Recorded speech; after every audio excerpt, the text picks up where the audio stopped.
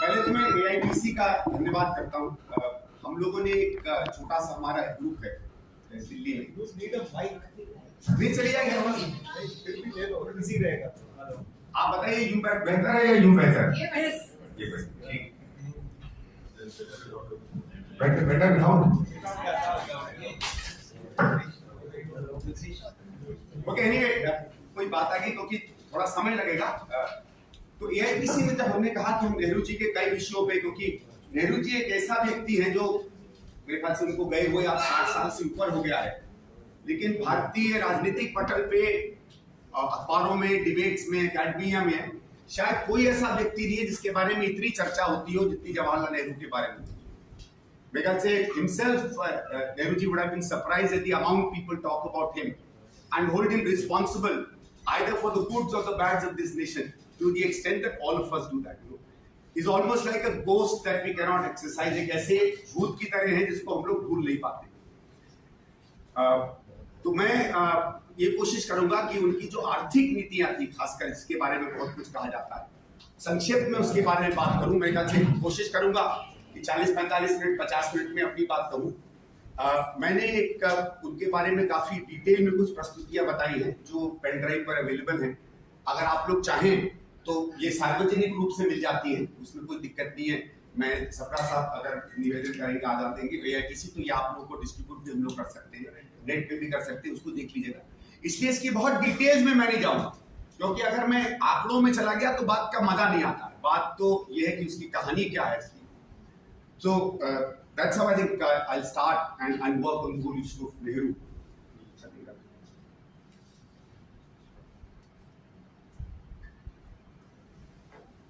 देखिए, एक बात बिल्कुल क्लियर हम लोग को माननी चाहिए कि संदर्भ क्या था। बिना संदर्भ के कोई चीज नहीं चलती, और बहुत सी चीजें हम लोग बहुत आसानी से ले लेते हैं। लेकिन जब पहले प्रधानमंत्री नेहरू जी बने थे तो मेरे ख्याल से जिस तरीके की चुनौतियां उनके सामने आई थी, शायद ही दुनिया में किसी ऐसे शासक के सामने आई हो जो एक नए देश के निर्माण की बात प्रधानमंत्री बना। मैंने कुछ उनमें से यहाँ लिखी है, लेकिन मेरा आपसे निवेदन है कि हम लोग बातचीत ज्यादा करें। डिटेल में मैं इसमें ज्यादा नहीं जाऊंगा, क्योंकि आंखें इधर चली जाएंगी तो बातें नहीं सुनेंगे। ये आप पूरा बाद में ले लीजिएगा। मुख्य जो 4-5 चुनौतियां थी, वो एक तो हमारी पूरी की पूरी राजनीतिक, संवैधानिक, प्रशासनिक और आर्थिक अर्थव्यवस्था एकदम चरमरा गई। We are probably the only country that came into existence, which came to existence in 3 parts, or 3 distinct parts. आप ये समझिए, अगर आपके दाहिना हाथ काटते हैं, आपका बायां हाथ काट दे और केवल आपके बीच के शरीर को रखें और कहें कि आप रेस में उसी तरीके से दौड़ते रहिए जैसे आपके आसपास के लोग दौड़ रहे हैं, तो कुछ समय लगता है बैलेंस लेने में। दूसरा ये था कि समझ लीजिए एकदम 200 साल से, almost 200 years of colonial legacy जो हमारे ऊपर थी, उसने इस देश की अर्थव्यवस्था को क्या कर दिया था, ये जानना बहुत बहुत जरूरी है। और इसके बारे में मैं थोड़ा आप लोगों से समय निकालूंगा। जो कॉलोनियल लेगेसी थी, या जिसको हम लोग इंपीरियलिज्म का हिस्सा कहते हैं, या भारतीय की प्रभुता अंग्रेजों के अंदर में थी, उसका असली असर थे क्या? बहुत आसान है कहना कि ठीक है साहब, अंग्रेज में बैठ के एक महारानी हम पर राज किया करती थी, वहां के लोग हम पे हुकूमत बजाते थे, यहाँ से आके कुछ सामान और कुछ चीजें ले जाया करते थे। आपने बहुत बार सुना होगा, बहुत से लोग कहते हैं कि साहब बर्तानिया के राज में लाखों करोड़ों की लूट बसती थी और सारा पैसा हिंदुस्तान से बाहर चला जाता। वो एक पक्ष है। जो लोग एस्टिमेट करते हैं वो ये बताते हैं कि हमारी, आप लोगों ने एक शब्द सुना होगा जिसको हम जीडीपी कहते हैं। अमूमन जो हमारी जीडीपी होती थी, उससे हर वर्ष 5 से 10% के करीब जो पैसा था वो सीधे सीधे इंग्लैंड चला जाया करता था। और 2 या 3 तरीकों से ये लोग इस बात को ले जाते थे। एक जिसको हम लोग सीधे सीधे मानते हैं, जो बर्तानिया की हुकूमत के अधिकारी थे और उनकी फौज के अधिकारी थे, उनको जो तनख्वाहें जाती थी और उनको जो पैसा मिला करता था। दूसरा, यहाँ से जो ट्रेड होता था, जो हम लोग व्यापार करते थे इंग्लैंड में, वो उन्होंने इस तरीके से बना रखा था कि वहां से जब हम कोई चीज खरीदते थे तो उसको महंगी खरीदते थे, और यहाँ से हम कोई चीज जब बेचते थे तो उसको सस्ती बेचते। आपको मैं एक आंकड़ा दिखाऊंगा। इन्होंने क्या किया कि आए तो थे, तो ये थे हिंदुस्तान की बेहतरीन चीजें खरीदने, और एक कंपनी की तरह, एक व्यापारी की तरह हिंदुस्तान में आए थे, और एक एक करके उन्होंने धीरे धीरे अपने आधिपत्य को यहाँ स्थापित किया। लेकिन उन्होंने एक बात को देखा कि भारत में जो बनने वाली चीजें हैं वो तो अद्भुत हैं, लेकिन जिन चीजों से वो चीजें बनती हैं, जिसको हम लोग अंग्रेजी में रॉ मटेरियल कहते हैं, उसमें अपनी जो ताकत है वो शायद बर्तानिया के पास या यूरोप के पास वो ताकत नहीं है। और इसी कारण से यूरोप के तमाम देशों ने पूरी दुनिया भर में अपने अपने साम्राज्य स्थापित किए थे वहां के रॉ मटेरियल्स को और चीजों को लेने के लिए। प्रमुख उसमें हमारे टेक्सटाइल्स थे, हमारी कॉटन थी, हमारे मिनरल्स थे। तो इन्होंने एक प्रक्रिया शुरू की। ये क्या करते थे, हमारे यहाँ से पहली तो जब आते थे तो यहाँ से जितनी चीजें ले जाते थे, आधी बनी हुई, अर्ध बनी हुई, पूरी बनी हुई, लेकिन फिर इन्होंने कहा कि बनाएंगे तो हम यहाँ से केवल रॉ मटेरियल्स एक के बाद एक इकट्ठा करते चले जाएंगे। तो ये हमसे क्या किया करते थे कि सस्ते में हमसे ऊन ले लेते थे, हमसे कॉटन ले लेते थे, हमसे जूट ले लेते थे, हमसे लोहा ले लेते थे। और उसके बाद वही, क्योंकि आपको याद होगा उस समय बर्तानिया में जिसको हम कहते हैं औद्योगिक क्रांति या इंडस्ट्रियल रेवोल्यूशन आ चुकी थी। उनकी चीजें high productivity items, high technology items, highly skilled लोगों की बनाई गई थी। आप खुद समझ सकते हैं कि आप घर में बैठकर फर्नीचर बनाओ और एक बड़ी फैक्ट्री में बैठ के फर्नीचर बनाओ, घर में बैठकर आप छोटी मोटी लोहे के सामान बनाओ और बड़ी टाटा स्टील कंपनी के बनाओ, तो कोई कंपैरिजन ही नहीं है। आप उनसे किसी तरीके से लड़ झगड़ नहीं सकते। ये 2 किलो में आधा किलो का सामान निकालेगा, वो 2 किलो में 1.5 किलो का सामान निकालेगा। तो वो जो हाई प्रोडक्टिविटी इंडस्ट्री की जो एफिशिएंसी थी, उसके बाद ये क्या करते थे, वही चीज ले जाकर और वहां से वो चीजें हमको वापस भेजने लगे। और इससे क्या हुआ कि हमारी पूरी अर्थव्यवस्था, जितनी हमारी अर्थव्यवस्था थी, वो एक तरीके से इनकी दास बन गई। मतलब हम जो भी करते थे ब्रिटेन के लिए करते थे, उनकी कंपनियों के लिए करते थे, उनकी लोगों के लिए करते थे। और वहां हम लोग स्वायत्त थे जहां बर्तानिया का सीधे सीधे आर्थिक इंटरेस्ट नहीं होता, और जिसको एक तरीके से कहते हैं सबऑर्डिनेट रोल में हम पहुंच गए थे। एक तरीके से हम सही में जिसको कॉलोनी कहा जाता है, कॉलोनी हम लोग बन गए थे। ये पुराने साम्राज्यों से बहुत अलग थी। कई बार आपने देखा होगा, आजकल ये बात बहुत चर्चा की जाती है कि पहले भी भाई साहब आक्रांता, जिसको आजकल शब्द इस्तेमाल किया जाता है, बाहर से आते थे और ब्रिटेन भी आते थे और दोनों को एक माना जाता है। फर्क ये है कि ठीक है, बाहर से कोई भी आया हो, हम ये नहीं कह रहे कि जो बाहर से आए वो हमारे थे या किसी और के थे, लेकिन बाहर से वो आए, वो आकर उन्होंने अपनी प्रभुता, अपनी संपदा, अपने परिवारों को और अपनी पूरी आर्थिक इंटरेस्ट जो है वो हिंदुस्तान में कायम की। ब्रिटेन ने क्या किया कि एक तरीके से हमको अपने पैसों का एक बाजार ही मान के रखा, और जो कुछ हमारे यहाँ से बनता था उसको ले जाकर उन्होंने अपनी ताकतों को आगे बढ़ा। मैं एक छोटा आपको उदाहरण देना चाहता हूँ कि बर्तानिया का एक, जो लोग यहाँ अर्थशास्त्र जानते होंगे या समझते होंगे, या जो लोग इंडस्ट्री और बिजनेस में होंगे, हम लोग जानते हैं कि जब भी हमको आगे बढ़ना होता है तो हम अपने पैसे का निवेश करते हैं, इन्वेस्टमेंट करते हैं, जिसको इकोनॉमिक्स में कैपिटल फॉर्मेशन कहा जाता है, कैपिटल इन्वेस्टमेंट कहा जाता है। कि भाई मशीन में अगर हम पैसा लगाएंगे तो हम आगे के भविष्य का निर्माण करेंगे। सिगरेट में, शराब में और ढोकले में और पराठे में खा लेंगे तो आज का तो ठीक है, कल का उससे निर्माण नहीं हो पाएगा, जिसको कैपिटल गुड्स या कंज्यूमर गुड्स के बीच का अंतर माना जाता है। तो इन्होंने क्या किया, ब्रिटेन की ऑलमोस्ट 80 से 85% जो कैपिटल इन्वेस्टमेंट हर साल हुआ करती थी, वो भारत से गए हुए पैसे के अंदर हुआ करती। अब आप समझ, इसको कहा जाता है, कई लोग ये कहते हैं कि ब्रिटेन की जितनी कॉलोनियल एक्सपेंशन और इंपीरियलिज्म हुई, वो हिंदुस्तान से ले जाती हुई लूट से हुई। इसीलिए ये वो देश है जिसको 1707 में, 17 से 1707 के बीच में माना जाता है कि दुनिया भर में जितनी भी उत्पादन होता था, मैन्युफैक्चरिंग होती थी, उसका 27% हिंदुस्तान में हुआ। कुछ लोगों ने आंकड़े निकाले हैं दुनिया में, हो सकता है 27 नहीं हो, 24 हो, 24 नहीं हो, 25 हो, ये अंदाजे से इस तरह के आंकड़े बनाए गए। और जब अंग्रेज हमें छोड़ के गए थे तो हम 3, 3.5 से भी कम, ऑलमोस्ट 1-1.5% पर आकर गिर गए। तो एक तरीके से हमारी पूरी इंडस्ट्री खत्म हो गई थी, हमारे अंदर की अपनी ताकत खत्म हो गई थी, और जो कुछ भी हमारे पास था एक तरीके से इनके नौकर की तरह था।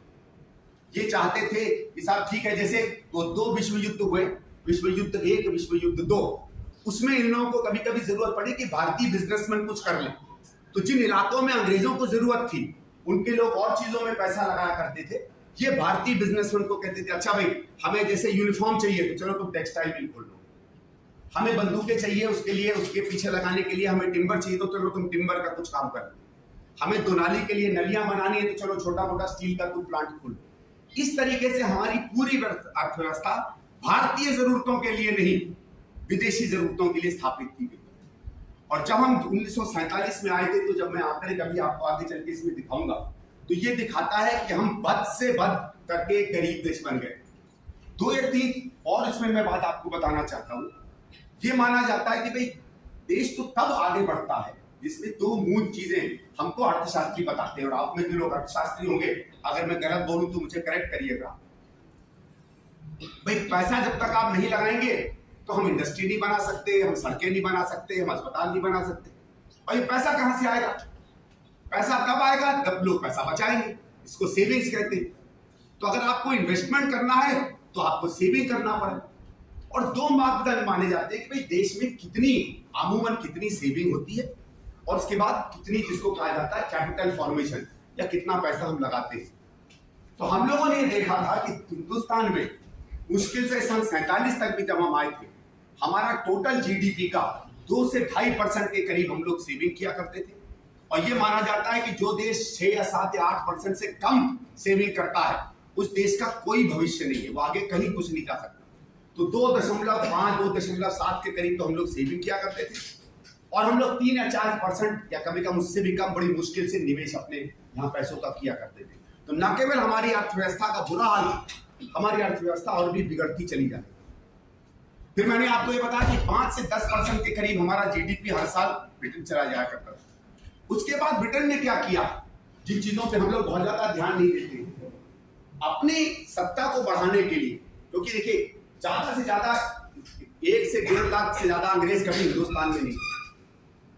इन्होंने जब आए थे, उन्होंने 1770 में जब प्लासी का बैटल जीता था, उसके बाद उन्होंने अपना साम्राज्य स्थापित किया, पहले बंगाल में, उसके बाद बिहार में, उसके बाद धीरे धीरे पूरे देश में।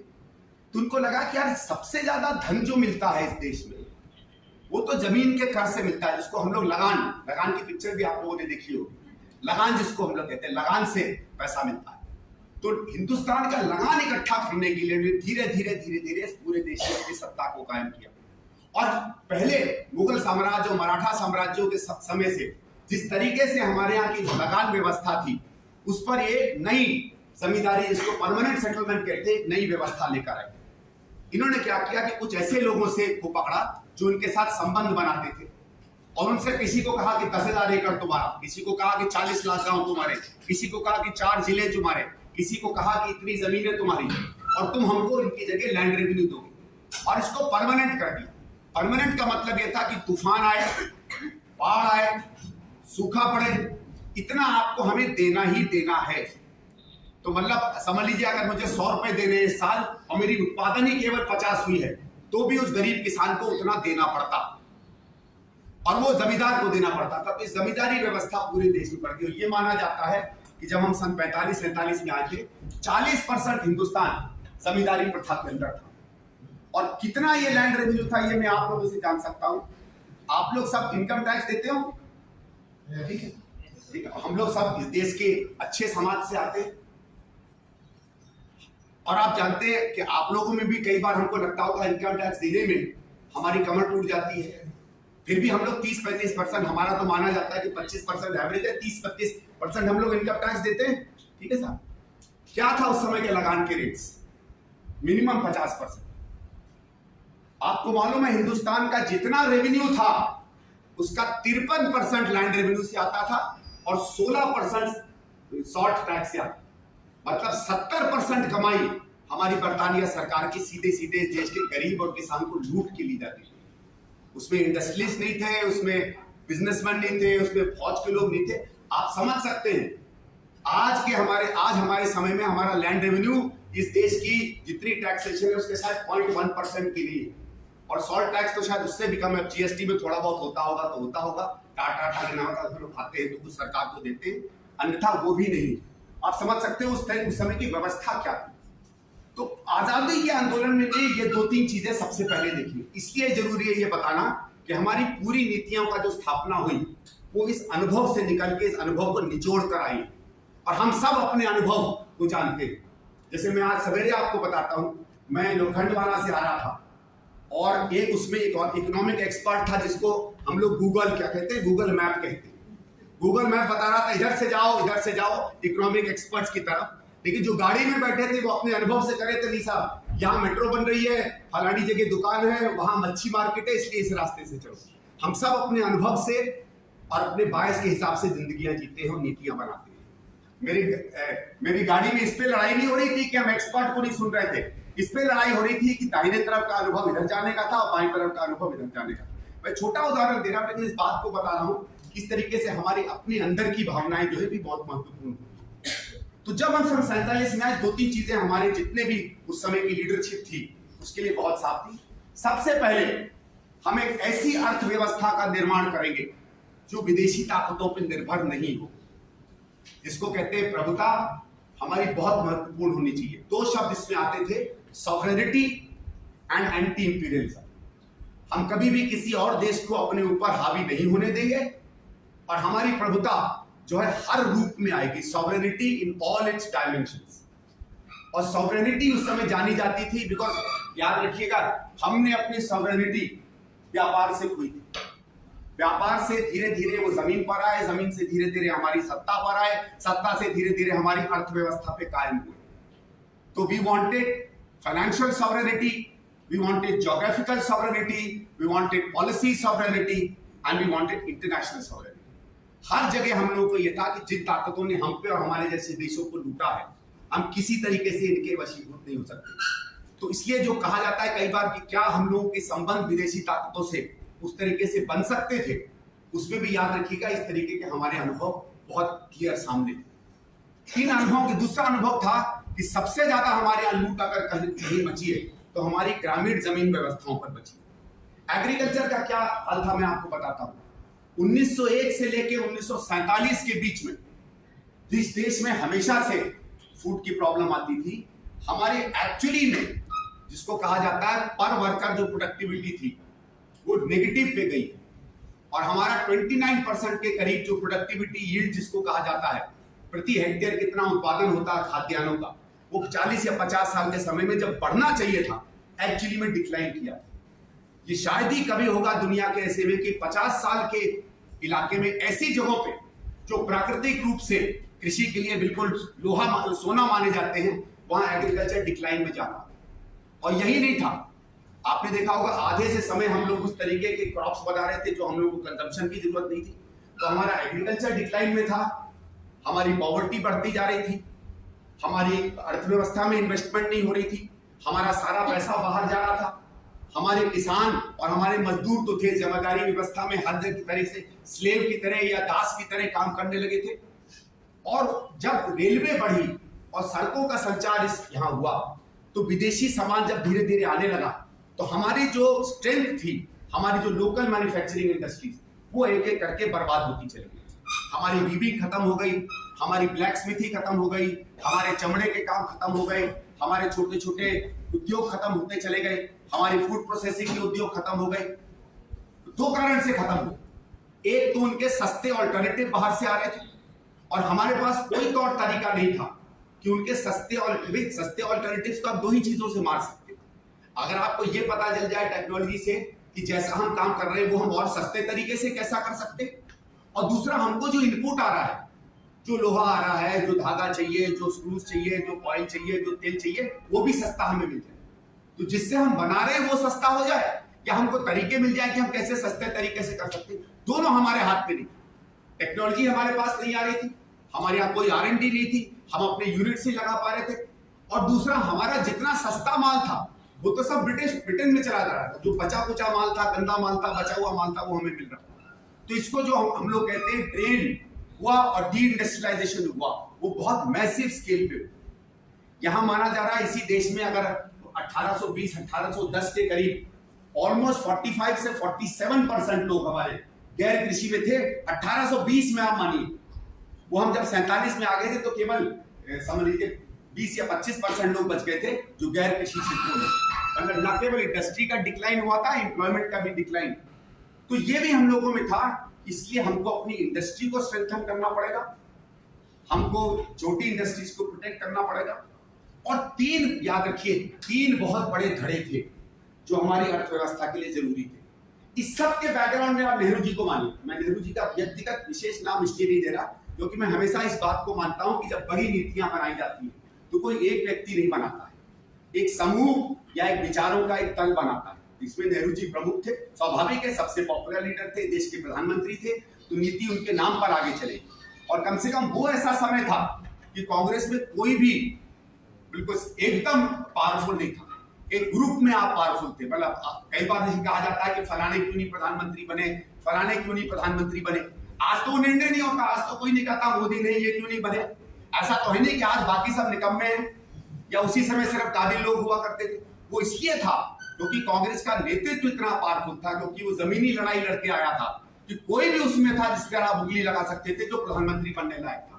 उनके पीछे लोग थे, उनके पीछे संघर्ष था, उनके पीछे त्याग था, उनके पीछे नाम था, उनके पीछे आइडियाज और उनके पीछे नए आते हुए देश के निर्माण की एक सोच समझ थी। इसलिए उस समय कोई भी बड़ा नेता जो था, स्वाभाविक है, और ये तो मेरे ख्याल से हमारे लिए गर्व की बात है कि हमारे पास इतनी बड़ी चॉइसेस थी उस समय। अब तो कई देशों में बताता है इतने बड़े रूस को 40 साल में पुतिन के अलावा कोई नहीं मिला। ये रूस की जमहूरियत की कमजोरी है, इसी एक नेता के बहुत बड़े पराक्रम की निशानी नहीं है मेरे हिसाब से।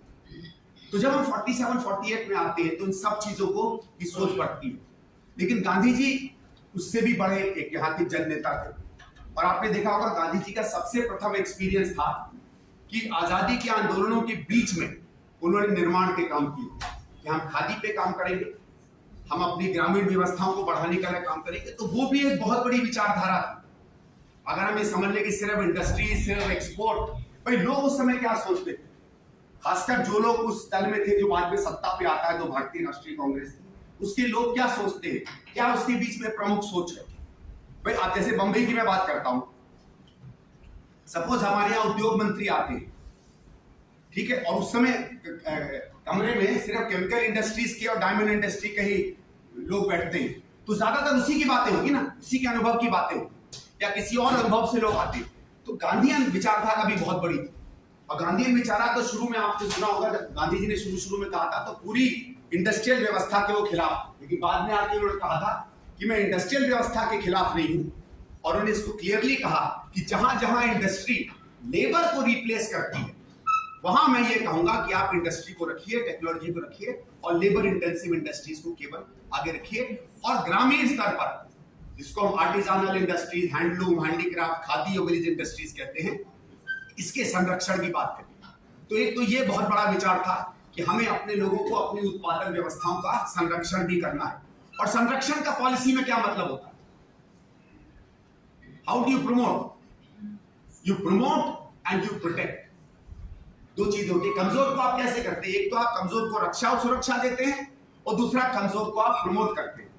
अगर मेरे घर में बिटिया है, बिटिया की मुझे रक्षा करनी है, तो एक तो मैं बिटिया के इर्द गिर्द हमेशा रहूंगा जब तक वो खुद बड़ी नहीं हो जाती है, दूसरा उसको इतनी ताकत दूंगा कि कल को इसको छुएगा भी तो उसको वो पीछे कर सकती है। तो you promote and you protect, और ये दोनों हमारी आर्थिक नीति की बहुत महत्वपूर्ण इसलिए पॉलिसी बन के निकली। एक और बहुत बड़ा धड़ा है जिसके शब्द को तो आज तक हम लोग बदनाम करते हैं और बार बार कहते हैं कि नेहरू जी बड़े भारी समाजवादी थे। वो 1920 और 1930 में समाजवाद की विचारधारा से बहुत ज्यादा प्रभावित थे, क्योंकि पूरी दुनिया थी, केवल वही नहीं थी। समाजवाद एक नई सोच बनकर आया था। वो बात करता था लोगों के बीच में एकता की, वो बात करता था सबको हाथ में काम देने की, सबको नौकरी देने की, सबको बराबर का अधिकार और हक देने की। और आप समझ सकते हैं, खासकर हिंदुस्तान जैसे देश में जहां या तो जाति से आप दबे हुए थे, या जमींदारी से आप दबे हुए थे, या शोषण से आप दबे हुए थे, या गरीबी से आप दबे हुए थे, या महिला होने के कारण आप दबे हुए थे, या दलित होने के कारण दबे हुए थे, या आदिवासी होने के कारण दबे हुए थे, या गांव में रहने के कारण आप दबे हुए थे। किसी न किसी चीज में हर आदमी कहीं ना कहीं से शोषित तो दबा हुआ था। उसको ये विचारधारा की एक ऐसी सरकार आएगी जो हमें बराबर का सम्मान देगी। अगर बगल वाले के पास 4 घर का मकान है तो कम से कम मुझे 2 घर का मकान देगी। अगर वो बड़ी भारी गाड़ी में चलता है तो आज मैं जो फटी चप्पल में चल रहा हूं कम से कम मुझे साइकिल मिलेगी। ये एक महत्वपूर्ण पावरफुल विचारधारा। तो समाजवादियों का भी बहुत बड़ा प्रभाव था। नेहरू जी ने हमेशा कहा 1935-36 में भी, 1940-42 में भी, और प्रधानमंत्री बनने के बाद भी उन्होंने कई बार कहा, जो प्लानिंग कमीशन की मीटिंग्स थी उसमें भी, कि मैं समाजवादी हूं। मैं इस बात को मानता हूं कि देश की धरोहर और देश में उत्पादन में प्रथम स्थान सरकारों का होना चाहिए, लेकिन इसमें प्राइवेट सेक्टर की भी उतनी जगह होनी चाहिए जितनी की आवश्यकता है। इसीलिए हम लोग सोशलिस्ट इकोनॉमी की तरफ नहीं गए। वो शब्द जो बार बार कहा जाता है, हम लोग मिक्स्ड इकोनॉमी की तरफ गए। लेकिन ये याद रखिएगा, मिक्स्ड इकोनॉमी किसी एक आदमी की हुई नहीं थी, बल्कि अगर समाजवादियों का असर चलता और गांधीयंस का असर चलता तो मिक्स्ड इकोनॉमी नहीं होती, केवल स्टेट कंट्रोल्ड इकोनॉमी होती।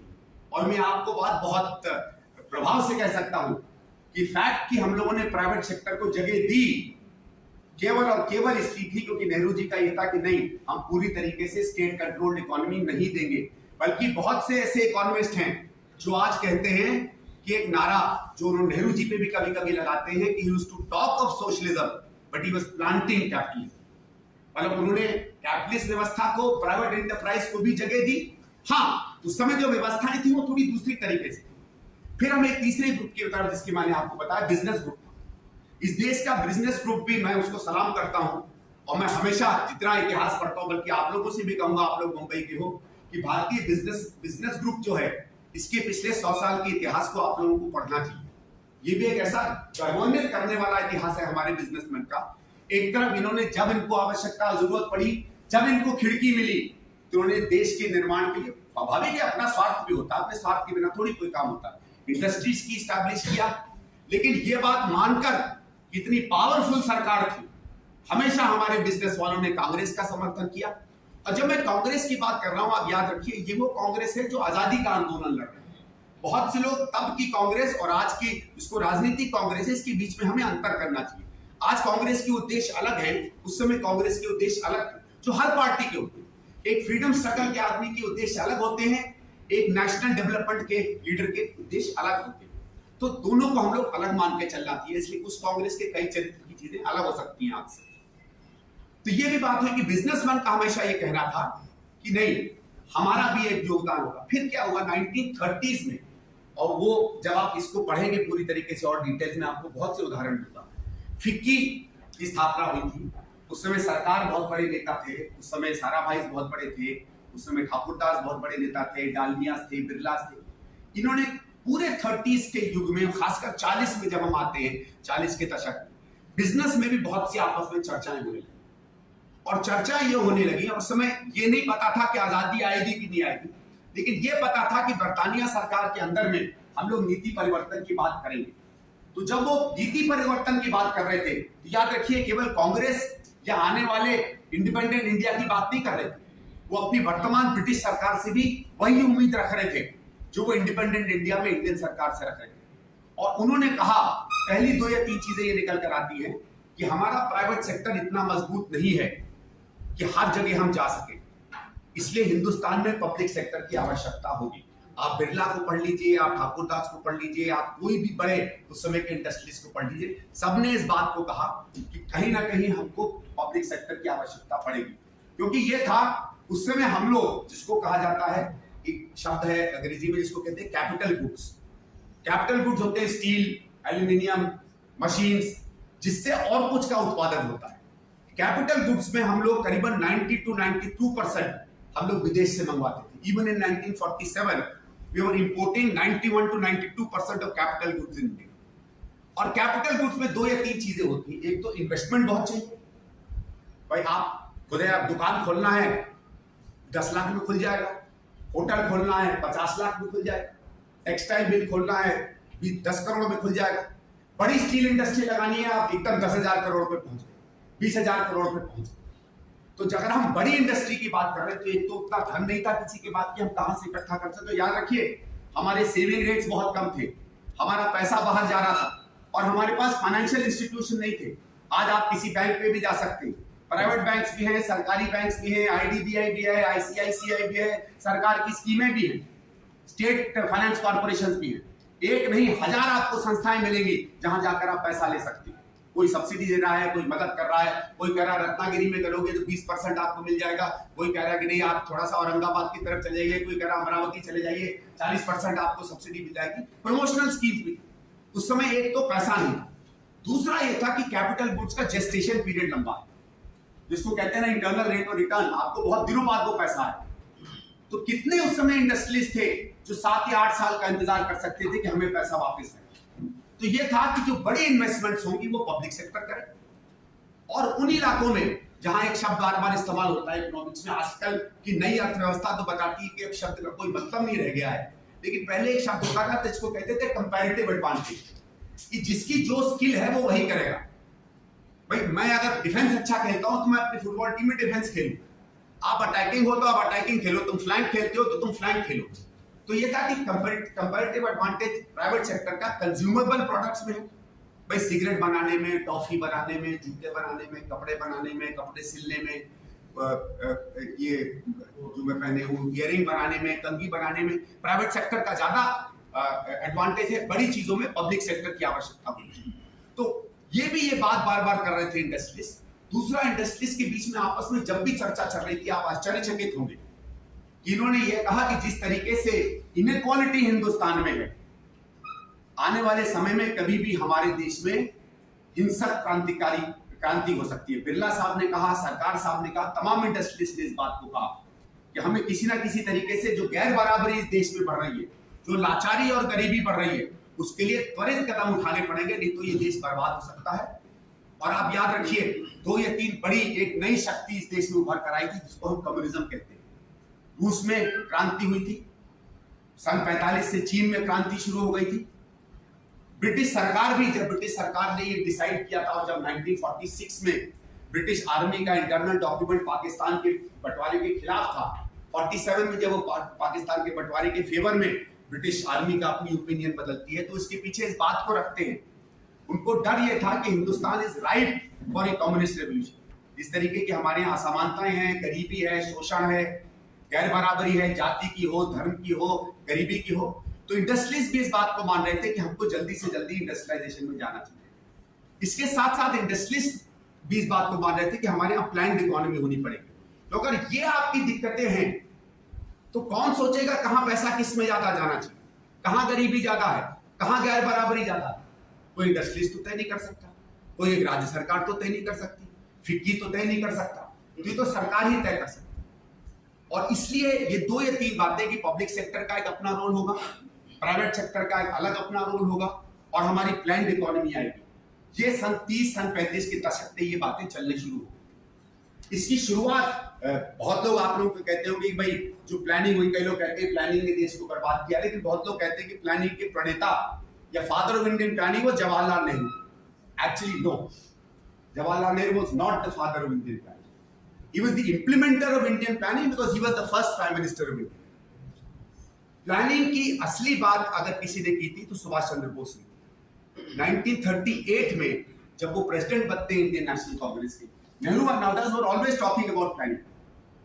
वो अपने भाषण में कहते हैं कि आने वाला देश जो बनेगा वो प्लान्ड डेवलपमेंट से बनेगा। वो कोट्स भी हैं इस पूरे प्रेजेंटेशन में, आप आगे चल के मैं वो कोट्स आपको सुनाऊंगा।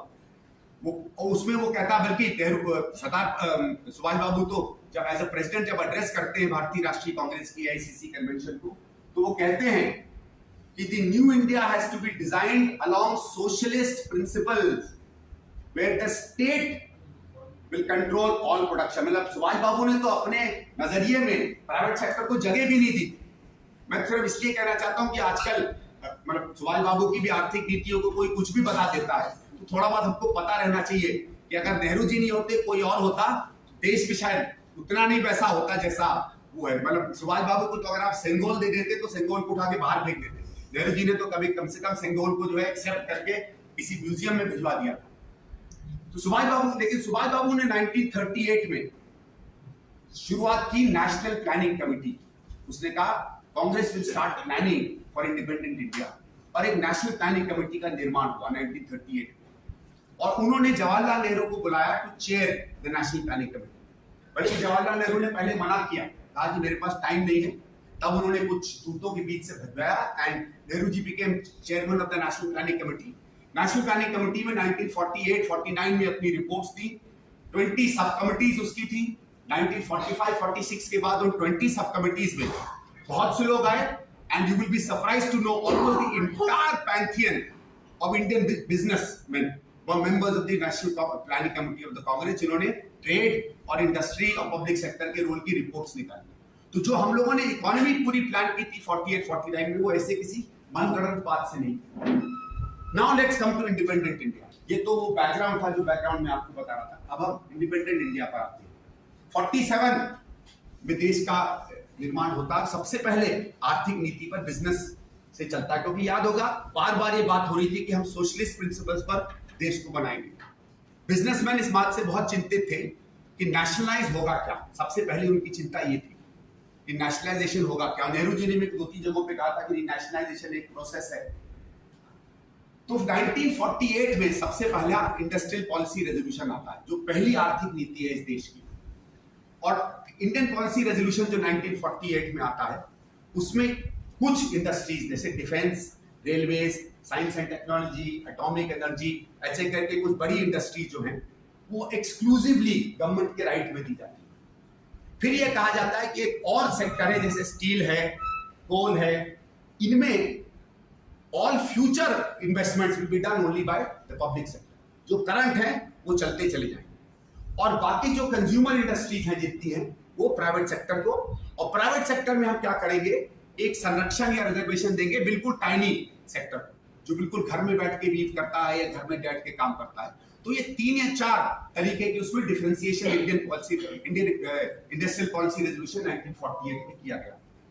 उसके बाद धीरे धीरे देश बढ़ता है। सबसे पहले जो हम लोग मेहनत करते हैं वो एग्रीकल्चर पर आकर करता है। इसके पीछे का जो पॉलिटिकल बैकग्राउंड है उसमें मैं बहुत ज्यादा नहीं जाना चाहता। अब मैं आता हूं जो हम लोग एग्रीकल्चर पर पॉलिसी आई। एग्रीकल्चर की पॉलिसी के 4 खंड थे, 4 पार्ट्स। उसी के साथ साथ इंडस्ट्रियल पॉलिसी थी। इंडस्ट्रियल पॉलिसी के 3 प्रिंसिपल पार्ट थे। तो पहले मैं शुरुआत में, क्योंकि सबसे पहले कंट्री फोकसेस ऑन एग्रीकल्चर, मैं छोटा बहुत, क्योंकि इकोनॉमी से एग्रीकल्चर का बहुत बड़ा संबंध है। उस समय हमारा ऑलमोस्ट 64% जीडीपी एग्रीकल्चर से आता था। तो जैसे नेहरू जी ने कहा everything can wait but agriculture. In fact Nehru ji पे कहा भी जाता है कि एग्रीकल्चर पर उन्होंने उस तरीके से ध्यान नहीं दिया जैसे शायद उन्होंने इंडस्ट्री पे ध्यान दिया। उस समय हमारे पास हमारी 98% एग्रीकल्चर जो थी, 98% agriculture was traditional. Traditional means no mechanisation, wooden ploughs. और इस बात से लिया गया कि 98% हमारे पेजेंट्स वुडन प्लाउज इस्तेमाल करते थे। ट्रैक्टर और फर्टिलाइजर और पेस्टिसाइड्स तो छोड़ ही दीजिए। 11% प्रोड्यूस पर HYV सीड्स थे, वो भी ऑलमोस्ट एक्सक्लूसिवली इन इंडिगो और इन जूट और कॉटन, जो विदेश में ब्रिटेन से हमारे इंटरेस्ट में सीधे सीधे मिला करता। तो ये 3 पॉलिसीज लेकर आए। सबसे पहले बात होती है लैंड रिफॉर्म की। ये हुआ कि जो जमींदार है, जमींदारों का क्या था, जिसके पास 10,000 एकड़, 5,000 एकड़, 6,000 हेक्टेयर है, उसका क्या काम था कि आराम से बैठता था और वो लैंड रेवेन्यू इकट्ठा किया करता था, और उसको कभी वापस पैसा लैंड पे इन्वेस्ट नहीं करता था। इसलिए हमारी एग्रीकल्चर धीरे धीरे गिरती चली गई। और इसमें मैं एक छोटा आंकड़ा आपको बताऊंगा, इसकी स्केल क्या है। एस्टिमेट किया गया था 1947 में कि जमींदार, लैंड होल्डर्स और प्रिंसेस, जो हमारे यहाँ प्रिंसेस थे, उनकी क्या इनकम थी हिंदुस्तान की। कोई गेस कर सकता है? 20% of our national income, 20% of our national income was in the hands of princes, zamindars and landlords. मतलब अंग्रेजों ने अगर हमको लूटा है, उससे ज्यादा हमारे जमींदारों ने इस देश को लूटा। ये नंबर आप रखिएगा केवल अपने पास, क्योंकि कहीं कहीं जब ये कहा जाता है ना कि only British were looters, but so were the systems that they established. And the zamindars and the princes were agents of the British. They were not agents of Indian people. We must very clearly keep these figures in mind. 20% ये करीब इसलिए, जब मैं आपको एक graph में laptop पे पढ़ा हुआ है, वैसे मैं लैपटॉप पे बहुत अच्छा नहीं हूँ काम करने में, बट लैपटॉप में एक इनइक्वालिटी का ग्राफ है। तो राइट समवेयर इन, अगर आप इनइक्वालिटी ग्राफ को देखेंगे, and this will be peak inequality, today we are somewhere here, we were somewhere here at that time, and that goes down considerably in the periods of the 50s and 60s and 70s। Inequality में हम लोग thankfully today we have gone up again post 1991, but not to the extent that we were unequal in 1947-48. तो सबसे पहले हम लोग land reform जाते हैं और जमींदारी अबॉलिशन करते हैं। जमींदारी अबॉलिशन में क्या होता है, one state after another comes up with rules and laws and say while some compensation will be given to zamindars, जो रिलेशनशिप था जमींदार में और पेजेंट्स के बीच, वो इमीडिएटली ब्रेक होता है। और 2.7 करोड़, नंबर याद रखिएगा, 2.7 crore peasants were liberated in one stroke. 2.7 में अगर आप माने कि 5 का परिवार है, तो 2.7 into 5 कंजर्वेटिवली माने तो 10 crore. What was India's population in 47? 35. So 10 crores is almost 34-35% of India. So this is when they said that various kinds of freedoms came when freedom struggle came.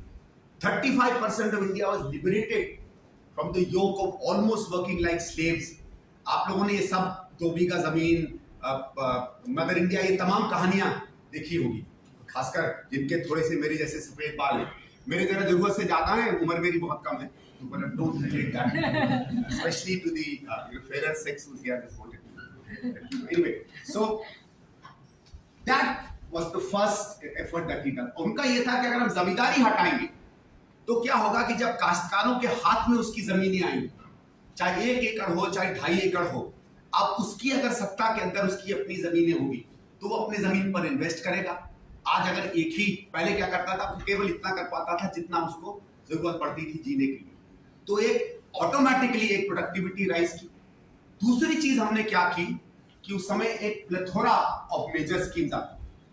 आपने बड़े बड़े डैम, जिसको बार बार कहा जाता है temples of modern India, temples of modern India वो both that produce power as well as those that give great irrigation and canal systems in India. Irrigation बढ़ाई गई और एक अभूतपूर्व क्या हुआ, land under irrigation was increase. So from about 130 lakh hectares of land that was cultivated in 1947, by the time we come to 1957-58 वो 130 के करीब से बढ़कर 150 पहुंच जाता है। So almost a 10 to 15% increase in land। इसीलिए जो सबसे बड़ी पहली विक्ट्री हम लोग पाते हैं, और मैं इस छोटे आंकड़े से आपको बताता हूं कि जहां हमारे पास 1940 में 47 में 40.3 मिलियन टन हमारी टोटल फूड ग्रेन प्रोडक्शन थी, 40.3 मिलियन टन, और उन पहले 4-5 सालों में भी हमको इंपोर्ट करना पड़ता था, तो हमको 14 मिलियन टन इंपोर्ट करना पड़ा था। तो आप एस्टिमेट कर सकते हैं कि 2-3 साल में we were about 5 million to 6 million ton short every year. From 40.3 million ton, by the time Nehru ji dies in 1965, our production rose to 88 million tons। एक तरीके से हम लोग ग्रीन रेवोल्यूशन की बात करते हैं। Post green revolution we went up from about 80-85 million tons to about 90 or 110 million tons, but this was an equally impressive increase that happened under Nehru. And on a per capita basis, because population rise also happened, we had about 350 grams per day per person of 348 grams per person per day, that went up to 450 grams per person per day। So एक तरीके से क्रांतिकारी परिवर्तन हमारा agriculture में। उसके साथ 3 और स्कीमें लाई जाती हैं, और ये तीनों स्कीमें हम लोग बिल्कुल भूल गए हैं, but they are the foundations of our development today, which after which we will come to economics and the industry based economics। दूसरा जो सबसे बड़ा काम इन्होंने किया कि एक बार जमींदारी अबॉलिश हो गई, हमारे पास लाखों करोड़ों काश्तकार थे जो बटाई का काम किया करते थे, टेनेंट्स की तरह काम करते थे। मतलब मैंने किसी के यहाँ 2 एकड़ ले लिया, 1 एकड़ ले लिया, 2.5 एकड़ ले लिया, और उसके यहाँ मैं सदियों से, सालों से काम कर रहा हूँ, और बटाई पर उसको मैं 40% दे रहा हूँ, 50% दे रहा हूँ, 60% दे रहा हूँ। तो टेनेंसी राइट्स लाइक कि जहां भी आप 2 या 3 साल की टेनेंसी को आप इस्टेब्लिश कर सकते हो, उसके बाद कहीं भी 40 या 50% से ज्यादा, या 25 से 30% कुछ राज्यों ने माना, इससे ज्यादा बटाई पर जमींदार को नहीं दोगे।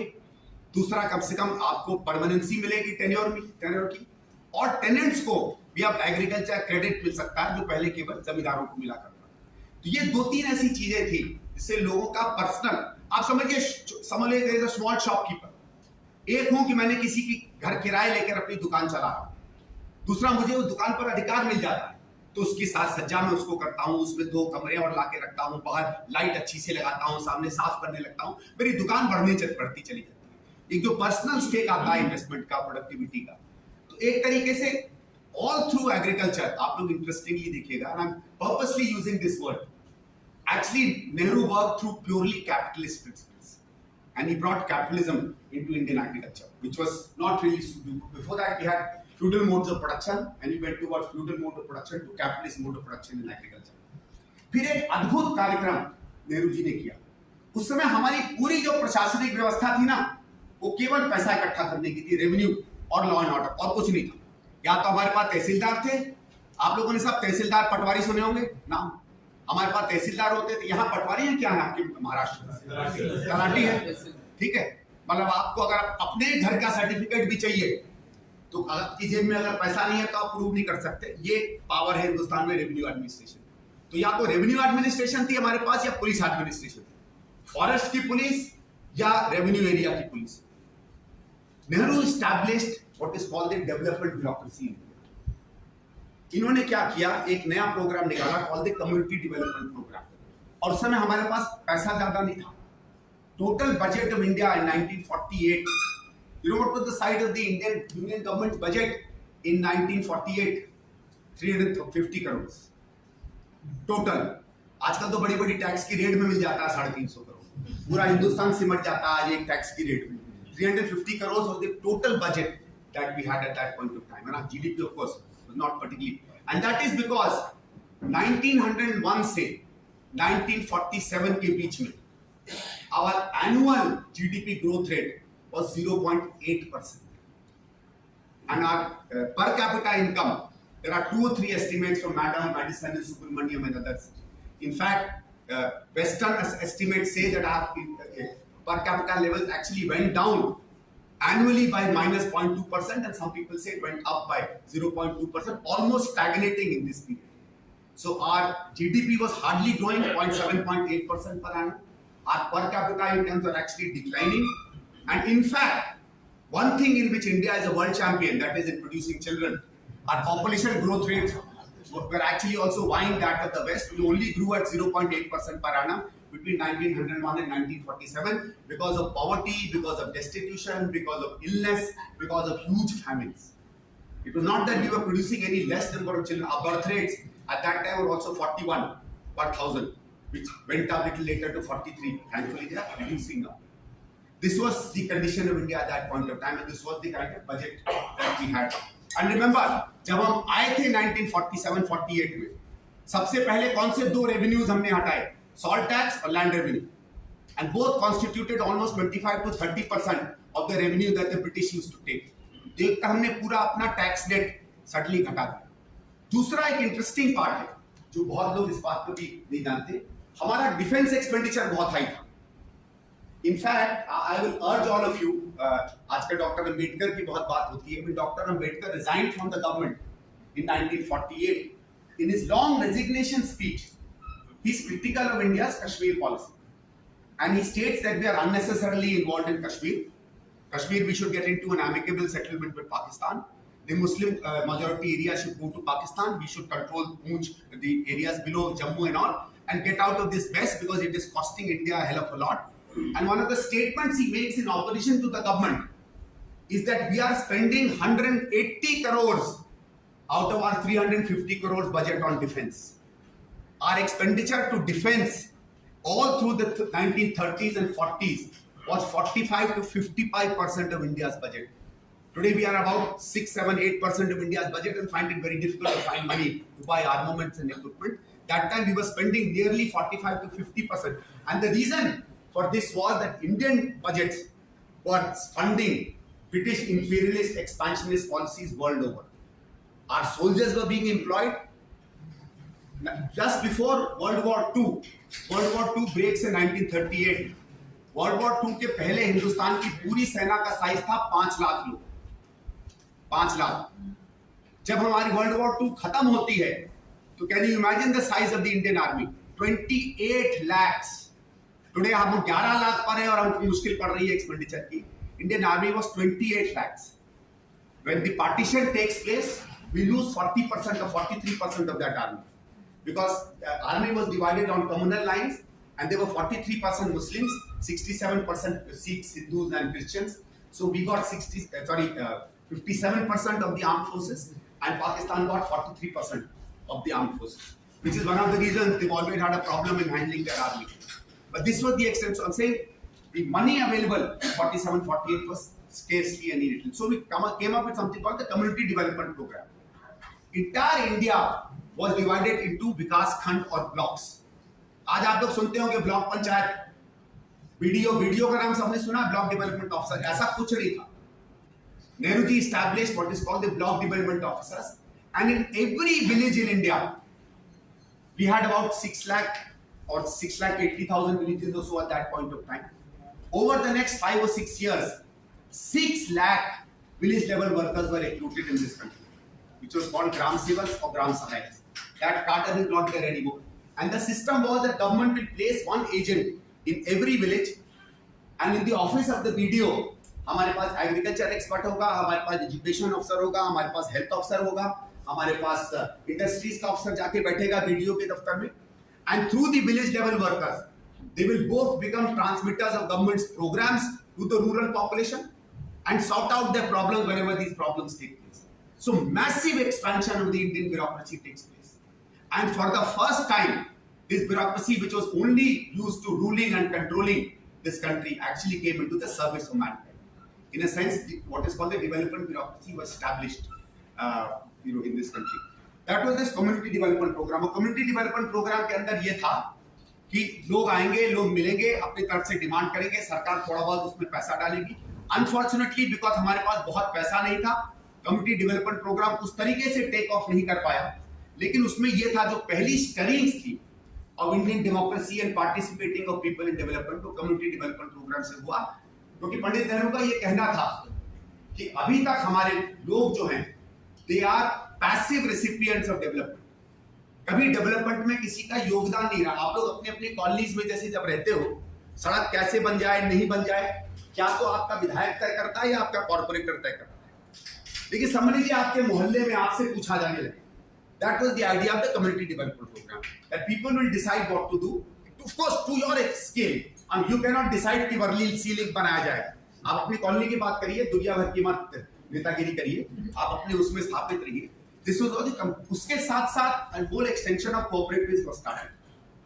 Primary agriculture credit societies were started in India. कि भाई क्रेडिट नहीं मिल रहा है किसानों को, उसमें क्रेडिट मिले, उसमें वो अपना सामान बेच पाए, उससे वो फर्टिलाइजर ले पाए. उसके पहले हिंदुस्तान में शायद माना जाता है कि करीबन 7 या 8 हजार कोऑपरेटिव्स थे. Within a matter of only just about 8 to 10 years, we had 210,000 primary agriculture credit societies. Just 6 lakh villages, and we had 2 lakh primary agriculture credit societies. And it is also estimated that in 1947, only 7 or 8% of the rural credit was taken care of by cooperatives. By the time we come to 64-65, 22 to 23% of entire rural credit, including the credit by money lenders, actually starts coming in from the cooperative society. These were revolutionary steps at that point of time. ये छोटे मोटे नहीं, हमारे पास कहीं extension नहीं थी, कोई DBT नहीं था, कोई पैसा देने का तरीका नहीं था, आधे से ज्यादा गांव में पोस्ट ऑफिस नहीं था, हमारे कोई लोकल अफसर नहीं थे, कैश और करेंसी की हमारे पास कमी थी. हमारे यहाँ उस समय भी almost 60-65% of rural economy was barter economy, was not cash economy. The reason I am saying this is these numbers may sound easy, but these numbers were very difficult to implement on the field. And the third part that was brought in was the Panchayati Raj system. And that is where the Panchayati Raj system starts. This is how agriculture went through a leaps and bounds increase at that point of time. Now we come to what is called the industrial policy. And really the industrial policy starts from the middle of the 1950s. जो plan period planning commission बनता है, जो पहला plan आता है, वो ज्यादातर industrial policy को नहीं छूता, वो एग्रीकल्चर पर कॉन्सेंट्रेट करता है. सॉरी, डैम्स बने तो पुराने डैम्स जो थी वो बनते चले. मैम 5 इयर्स की जो पॉलिसी जी जी वो कोई जी वही प्लान 51 में पहला प्लान आता है. इसमें सर ऐसा था ना कि हम लोग ऑलरेडी हमारी इकोनॉमी माइनस में थी, क्योंकि हमने कर्जा था हमारे सर पे. तो पंडित जी ने ये प्लान किया कि हमारे पास अभी फिलहाल जो चीज है, इंडस्ट्रीज हमारी टाइम लेंगे डेवलप होने और हमारा डेवलप करने. तो जो हमारे पास ऑलरेडी जो चीज है वो हमारा लैंड है. मैम उसको we'll just take the questions after this. It won't take too much time after this. So when the second plan comes, that is really when the structure of Indian planning happens. और एक statistics है जिसको कहा जाता है महालनोबिस. बहुत आता है ये महालनोबिस नेहरू प्लान्स क्या है. एक तो the plan was not the only thing. ये कहना कि प्लानिंग कमीशन ही सब कुछ प्लान कर रहा था, बिल्कुल गलत. They gave only certain definitions to certain kinds of investments. और इन्होंने ये प्लान किया तो ये कहा गया कि भाई दो तरीके, सिंपल उसकी आर्गुमेंट थी कि हमारे पास दो तरह के गुड्स हैं. हमारे पास कंज्यूमर गुड्स हैं और हमारे पास capital goods. Let the government concentrate on capital goods and major investments, and let us leave the consumer goods to the private sector. Problem उसमें आई थी कि उसमें जो implementation बाद में हुआ through what is called the license permit Raj, which I will come to much later. That is where the implementation problems of this whole process starts. But 1954-55 simple इनका ये था. फिर उसमें लोग ये कहते हैं कि भाई savings इस मॉडल में नहीं देखे गए थे. सेविंग का क्या था? तो जैसे मैं इसमें देखूंगा जब हम आंकड़ों की तरफ जाएंगे, and at the end of today's presentation I'll just show you all the big numbers because those numbers are important. We looked at savings because of the way in which economy was going and there was buoyancy and confidence in the economy. Savings suddenly start going up. In fact, the public sector, which is considered this most inefficient form of production units, till 64-65 at least, or not of the kind, the total savings of the public sector increased at a faster rate than the total savings of the private sector. Savings of the public sector increased about 460% in this period of 15 years, and private sector savings increased by about 420%. And the reason that I'm using the word savings is that we don't have ideas of profit and losses. उस समय internet तो थे नहीं कि कंपनियों के profit and loss चढ़ जाते थे, तो आप जाके किसी कंसल्टेंट से पूछ लो.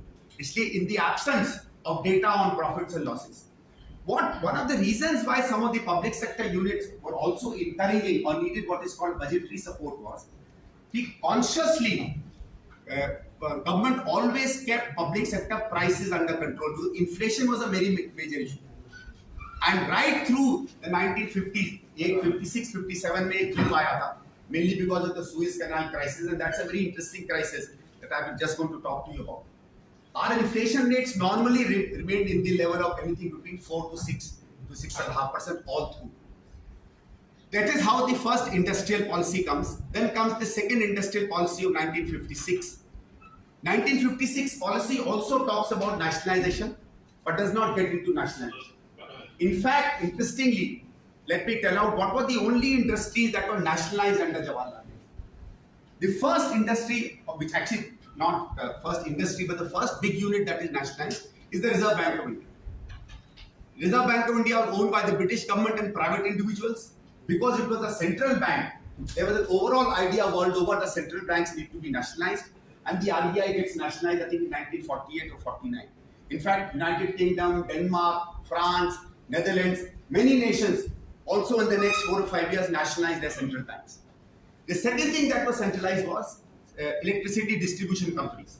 The state electricity boards were created. The constitution had given the right of power in the state list to the states, and therefore the states nationalized some of the electricity distribution companies except Mumbai, Ahmedabad and Calcutta. These three remain in the private sector. The third thing that really the company that gets nationalized is Air India. Us samay, you may not remember, but we had about 6 or 7 private airlines. They had very interesting names. I got a book here with me which lists out the names. कोई Jadavpur Airlines or कोई जादू Airlines or कोई इस type के कुछ 7-8 नाम थे. All of them were into very, very heavy losses. Government of India was very keen. In fact, the argument was that we need a national carrier, and it was necessary. और ये डर था कि the only remaining national carrier, which is Air India, which was at that time not in losses, may also sink because the sector itself was sinking, which is when Air India gets nationalized. But interestingly, unlike in other takeovers which happened in the late 60s and 70s, Air India remained with JRD Tata, and the entire Tata management remains there. Railways, in any case, was continuously being nationalized. The British had nationalized the railways always much before that. And when the new states got integrated, the railways of Baroda, Hyderabad and Bikaner, the 3 big private railways that were there, or Princess Railways, gets integrated into the railways. So this is really the only nationalization that takes place. But certain sectors get reserved.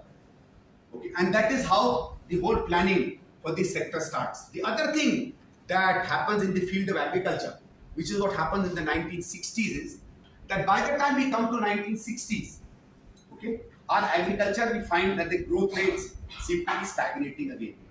So in 1961, Prime Minister Nehru comes up with a new program called the Integrated Area Development Program, or IADP. IADP was a program that was implemented in 15 districts in India to implement and try new technology in agriculture. Usme 7 districts were concentrating on paddy in 7 states. About 6 or 7 districts were concentrating on wheat in 3 or 4 states. And then there were some districts which are concentrating on, you will be surprised to know, millets. So the concentration on millets today, it's not something, I mean, Sengul is not the only thing in which poor Nehru is considered to be anti-Indian and not knowing Indian culture. I mean, Nehru concentrated in 1962-63, when every Indian who ate bajra wanted to eat wheat. He was telling them in the process of the new technology, integrated agriculture development program, I will look at wheat, I will look at paddy, and I will look at millets. Along with that, in 1964, 115 new districts are taken for what is called the Intensive Agriculture Area Program. Again, to implement HYV seeds in irrigation areas. A few months after that, Nehru dies. In 1965-66, we have tremendous droughts in India. A gentleman by the name of Norman Borlaug comes up with these high-yielding dwarf varieties of wheat in Mexico. A new technology is unveiled. Indian agricultural scientists take the Norman Borlaug wheat, prepare them and make them suitable for India, and the Great Green Revolution is launched. But interestingly, the Green Revolution is launched with the same technology and the same districts under which the IADP and IAAP programs were implemented. So in many senses, that rather far-thinking Prime Minister of ours, who may not be liked by many today, seems to have done a fairly good job as far as agriculture is concerned. What were the changes that happened in industry? And most of my discussions about that, I'll end now and then I'll take your question this. What was the first unit that we were talking about? We were saying that we were in capital goods, we were importing 90% of our capital goods. And because we start concentrating on capital goods, by the year 1961, from importing 90% of our capital goods, we were importing only 43% of our capital goods. And by the year 1971, we were importing only 9% of our capital goods. So this was the sharp decline in the import of capital goods in India. So the word that currently our fairly popular Prime Minister uses is about 50 years too late, which is called Atmanirbhar Bharat. I think it happened slightly before. Unfortunately, his slogan is right, it's just about 40 years too late. That was the first thing. Yeah. So, make it in India.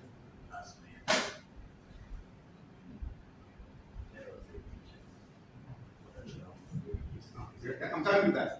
In fact, I was just about to come to the issues on which Nehru's policies are criticized. See, one thing is clear. The one part in which there is actually very little defense, and I think it is there that there is a problem, was the license permit Raj. What happened is, the ideas were pretty good. Idea was that we have scarce resources. Okay, IFCI, IDBI, Industrial Development Bank, Industrial Development and Reconstruction Commission, all these were set up in the 40s, in the 50s and 60s to provide accumulated money to industry. As I said, our savings rates had gone up considerably. We were now saving to the extent of 12 or 14% of our economy. And actually, Nehru held a very, very responsible government. You will be really shocked to believe. You all heard of these doles and free programs, freebies that we give? How many free distribution programs Nehru had? Zero. Not a single free distribution program. He subsidized in areas that needed governmental support, like subsidies, like agriculture. Subsidy to a productive enterprise is very different from freebies. क्योंकि अगर आप agriculture में सस्ती बिजली देते हैं तो किसान एक की जगह 2 और 2 की जगह 3 प्रोडक्ट्स बनाता है. वो अगर रबी लेता है और खरीफ नहीं ले पाता है क्योंकि वो पानी नहीं खींच पाता जमीन से, अगर उसको सस्ती बिजली मिलती है तो खरीफ में भी खेती करता है. अगर आपको इंडस्ट्री में, जैसे उस जमाने में होता था कि अगर आप रिमोट एरियाज में इंडस्ट्री लगाएंगे तो आपको पावर की सब्सिडी मिलेगी, तो नहीं तो हम लोग सब बम्बई थाने में इंडस्ट्री लगाते. कौन जाता है यहाँ से 400 किलोमीटर दूर? और आपको सब्सिडी मिलती थी बिजली में, आपको सब्सिडी मिलती थी टैक्स कंसेशंस में, आपको सब्सिडी मिलती थी सेल्स टैक्स में, आपको सब्सिडी मिलती थी कैपिटल इन्वेस्टमेंट्स में. ये पॉजिटिव इंप्लीमेंटेड प्रोडक्टिव सब्सिडीज थी. इसके अलावा the only place where he actually subsidize was the public distribution system. PDS system was created in urban India to collect food for the British garrisons and their people during World War II. So when government changed, a new government came, Nehru adopted that, universalized it in urban India and then universalized it in rural India. To give, but it was named under what were called fair price shops. Well, again, I said those people who probably were kids in the 60s and 70s and 80s will remember, हम लोग सब fair price shop से भी जाके लिया करते थे. So that was the kind of establishment that he put. But nowhere else. The other thing is, all of you have heard of this word बार-बार आता है deficits. ऐसा बड़ी deficit economy है हमारा पैसा खर्च होता है, तो एक बड़ा important deficit का number है. मुंगेकर साहब बैठे हैं, not only somebody I look up to and I've read his books to know most of the things that he's also a great economist. Is a word called revenue deficit. Revenue deficit का मतलब होता है कि आज इस साल में हमने कितना कमाया और कितना खर्च किया. और अगर रेवेन्यू डेफिसिट में हम नेगेटिव में जा रहे हैं तो मतलब हम कंटिन्यूअस लॉस में जा रहे हैं. और जब आपने देखा होगा कई सरकार इस साल 10,000 करोड़ का ले लिया, उस साल 20,000 करोड़ का ले लिया, तो कुछ तो चलो भाई पुराना घाटा है, हमें उसे पूरा करना है, उसका इंटरेस्ट देना है. सन 47 से सन 64 तक Nehru was prime minister of India. 1955-56 में जैसे मैंने आपसे कहा था कुछ हम लोगों को इंपोर्ट्स करने पड़े थे, उस साल हमको 2 करोड़ का रेवेन्यू डेफिसिट हुआ. India was in 16 out of 17 years of Nehru's career a revenue surplus country. We did not have a single year when this country had a revenue deficit. So जो लोग कहते हैं irresponsible government, irresponsible economy, imagine करो, we had 60% poor. We were subsidizing on all fronts. We were giving money to our public sector to recover their losses. No foreign aid, because we were saying very clearly we don't want foreign aid. And interestingly, we also took foreign aid wherever was necessary. We had about 0.7% foreign aid in first plan, 2.35% foreign aid in the second plan, 3.7% foreign aid in the third plan. And the entire foreign aid, interestingly, was used either in steel, right, or in food procurement. Both, nobody will say, were not essential items. So not a single paisa of foreign aid was wasted either on advertisements or on inaugurations or on any other kind of expenditure that will burden people. I mean, this is probably some of the biggest signs of a highly responsible government. And imagine the kind of demands that were there once everybody wanted something or the other to come. Now there are 2-3 critiques that come. One is that we couldn't really balance our balance of payment situation. Our foreign exchange always kept losing, and that is because एक जो सबसे बड़ी criticism आती है कि Nehru went into export pessimism. We did not take the export route, right? Why did we not go for first of all, and that is one of the most simple things to say. Of course, there was a bias, right? Because of our tradition, our experience with the East India Company and the British coming out of a colonial environment, we were not sure as to what our relationships with the West will be. And remember, India becomes independent just 2 years after the Second World War. And the principal international balance that happens or event that happens after the World War II is the building of the world into 2 big blocks. There was no Russia then. There was the Union of Soviet Socialist Republics, which is a huge country. आपका Tajikistan, आपका Azerbaijan, आपका यूक्रेनिया, जहां झगड़े चल रहे हैं, ये सब यूएसएसआर का हिस्सा है. और इनकी एक मिलिट्री अलायंस थी that was called the Warsaw Pact, जिसमें पोलैंड था, हंगरी था, ईस्ट जर्मनी था. उसी तरह अमेरिका ने एक बहुत बड़ा अलायंस बनाया था जिसको नेटो कहते थे, North Atlantic Treaty Organization countries. And these were military blocks.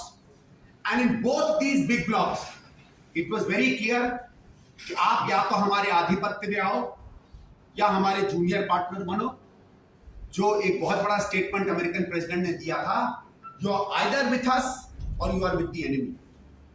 Hindustan से नेटो के पहले 2 बड़ी ट्रीटीज होती है, सिएटो और CentOS, which are defense treaties. Pakistan jumps and signs them, and you can understand what happens to them subsequent to that.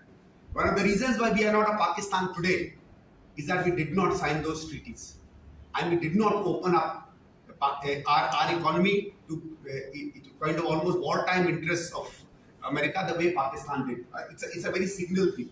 So, एक तो हमारा ये था कि we will not make any of our economic policies slave to any big trade bloc. And therefore, if we have to trade with these nations, there is going to be a problem. In fact, the first international trip that Nehru makes in 1948 is to United States. When Article 370 was being designed here, and the first meeting was held after holding the first meeting in Sardar Saab's house, and the Article 370 is being debated in India, Nehru was actually in United States talking to the presidents there. But when we found that these nations wanted us to join the fight against communism before any other kind of treaties come. See, according to India, we were kind of equidistant from them. Russia was not a friend of India at that point in time. Let's all very, very clearly remember. Stalin thought India was a basket case. Stalin was very critical of India. Stalin was very, very abusive of Mahatma Gandhi. It was very, very abusive of the Indian system and used to call us capitalism ke bagal bacche hain. And all came from the Stalinist tradition. That we became friends with Russia after the demise of Stalin, especially when Khrushchev and others come, not in Stalin's period. Right? It was a very, very different geography. So hamara ye tha, we were slightly apprehensive of exporting. And what could we export? Remember, हमारी तो सारी इंडस्ट्रियां खत्म हो गई. Capital goods बाहर से आ रहे थे. हम क्या बेचते भाई? हमारा कपड़ा किसी को नहीं चाहिए, हमारी दवा किसी को नहीं चाहिए, हमारा स्कूटर किसी को नहीं चाहिए, हमारे पंखे किसी को नहीं चाहिए. तो क्या बेचोगे भाई? विदेशी ट्रेड ये थोड़ी है कि रेडी पटरी जाके लगा देंगे न्यूयॉर्क में, है ना? या हम टिकिया बेचेंगे. I'm sorry, I'm sounding like this. Issue is on a serious front. Were we really that open? Our thing was we had confidence in Indian industry, so we decided it's not that we stopped exports, but we were pessimistic about exports as being a great partner of. And I will show you another detailed graph data later on, which shows that in fact all developing countries, exports were not the major part of their economic activity. In fact, all underdeveloped countries that became basket cases, including Latin America and Africa, all went on an export-led path in the 50s and 60s. And this is a graph from a book written by a gentleman called Ashok Lahiri, who under no circumstances is a pro-Nehru economist. He himself says that nahi. Even Rakesh Mohan, who later on became a major part of Modi's cabinet, says that till 64, 65, 66, this is perhaps the perfect policy that he makes. There were problems of balance of payment. There were occasionally problems. We had a very big reserve initially. Very often, and most of our balance of payment problems came because we had food deficits over a long period of time. It is only gradually that our food deficits kind of increase, and by the time you come to the Green Revolution part, it drops to almost unsubstantive measures. But we had 2 or 3 very bad droughts. 58, 59 was a very bad drought. And 65, 66 were horrific droughts. Horrific droughts. Which is why we had to kind of import. But what I'm saying, let me in between come down to the Suez Canal. Suez Canal is a very interesting thing. Suez Canal was built in between this thing in Egypt, so that ships don't have to go through the Cape of Good Horn and actually cross across. All of you know, many of you may have gone on cruises or otherwise on the Suez Canal. Suez Canal was owned by British and partly by the French. General Pasha, General Najib, General Najib, the great Egyptian leader, in fact, one of the greatest leaders of the Arab world. A fantastic. Nasser. Sorry, Nasser. Sorry, I'm forgetting the name. Najib was Afghanistan.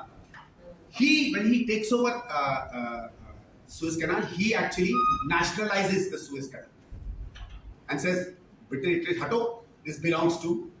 And interestingly, what he does in this fight, because India played a very big role in getting the countries together. UK and France get into alliance with Israel. Israel attacks thing and they want to somehow do some dirty work there. But Nasser साहब क्या करते हैं कि एक बड़ा भारी जहाज में पत्थर और सीमेंट भरते हैं and sinks it in the Suez Canal. Because he sinks it in the Suez Canal becomes inoperational.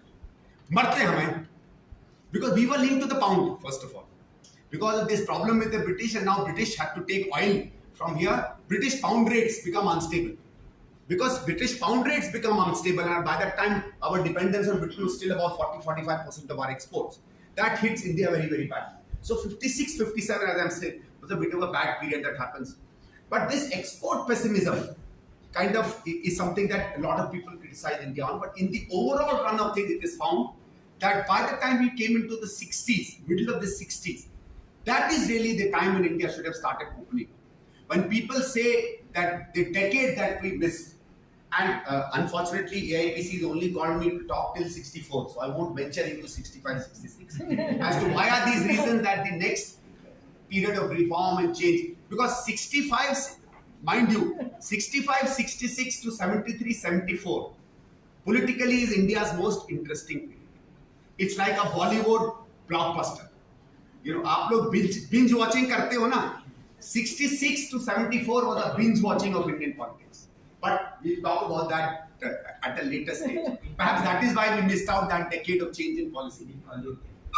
But anyway, so this is one of the things why we did not really carry on to an export-oriented base. But as I said, we judiciously used our aid, we judiciously used the kind of money we had, and we never went into the kind of balance of payment crisis that we came up in 1991.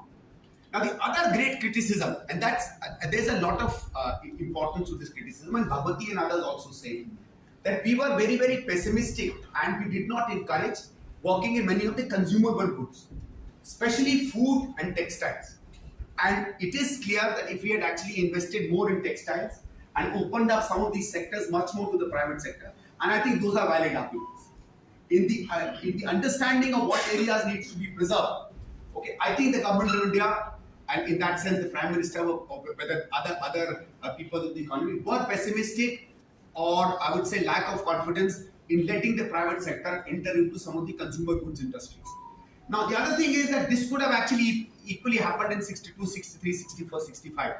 Because by the time you come to the third plan, which is 1961, 62, okay, many of these elements have started already changing in Indian policy thinking. Nehru himself in 1962-63 institutes 4 major committees to look into the license Raj, to look into the taxation systems, to look into the reservation policies, and perhaps if he had actually lived beyond 1964, we can't say. I mean, as I said, only idiots in history say that if this had not happened, this will happen. True, sincere historians will never say. Anybody who tells you, na, iski jagah ye raja hota to sona hota, usko gadha manna. Nobody can seriously say that. It's to believe, because the belief is that we've always elected idiots and never elected the right people, unless I'm the one who's elected. That's a basic argument, and I think that's a fallacious argument. The other point that is, as I said, there were criticism by Bhagwati, which was valid. There were criticism by Vakil and Brahmanand. But I'll also tell you, 1955, when the second 5-year plan is being made, and look at the level of confidence of people at that point of time. When the draft plans are made, and this whole understanding of how much will go into investment where, what are the areas we will reserve, we will look at import substitution, we will change our capital goods industry, we will reserve parts, some part we will put some money in rural development, some into capital, some into power. Okay, and large parts of our, almost for example, 26% of our budgets were in power and transport and education and all that. What Prime Minister does is he calls his advisors in the Planning Commission and says, please send a draft of this to economists all over the world. You will be surprised that 6, initially 4 and ultimately 6 economics Nobel laureates actually saw the Indian plan. And they advised India on the plans. Nobody takes a look at, of course today we have a problem with people having studied in Harvard, but we send our documents to 6 Nobel laureates at that point. Now there is a very interesting incident that Dr. Manmohan Singh tells us. Dr. Manmohan Singh, when he became finance minister, in a very famous speech says that when he became chairman of the deputy chair of the Planning Commission under Indira Ji in the 80s, he called for the first plan papers and started looking at how the second plan papers, how the second plan was being formulated.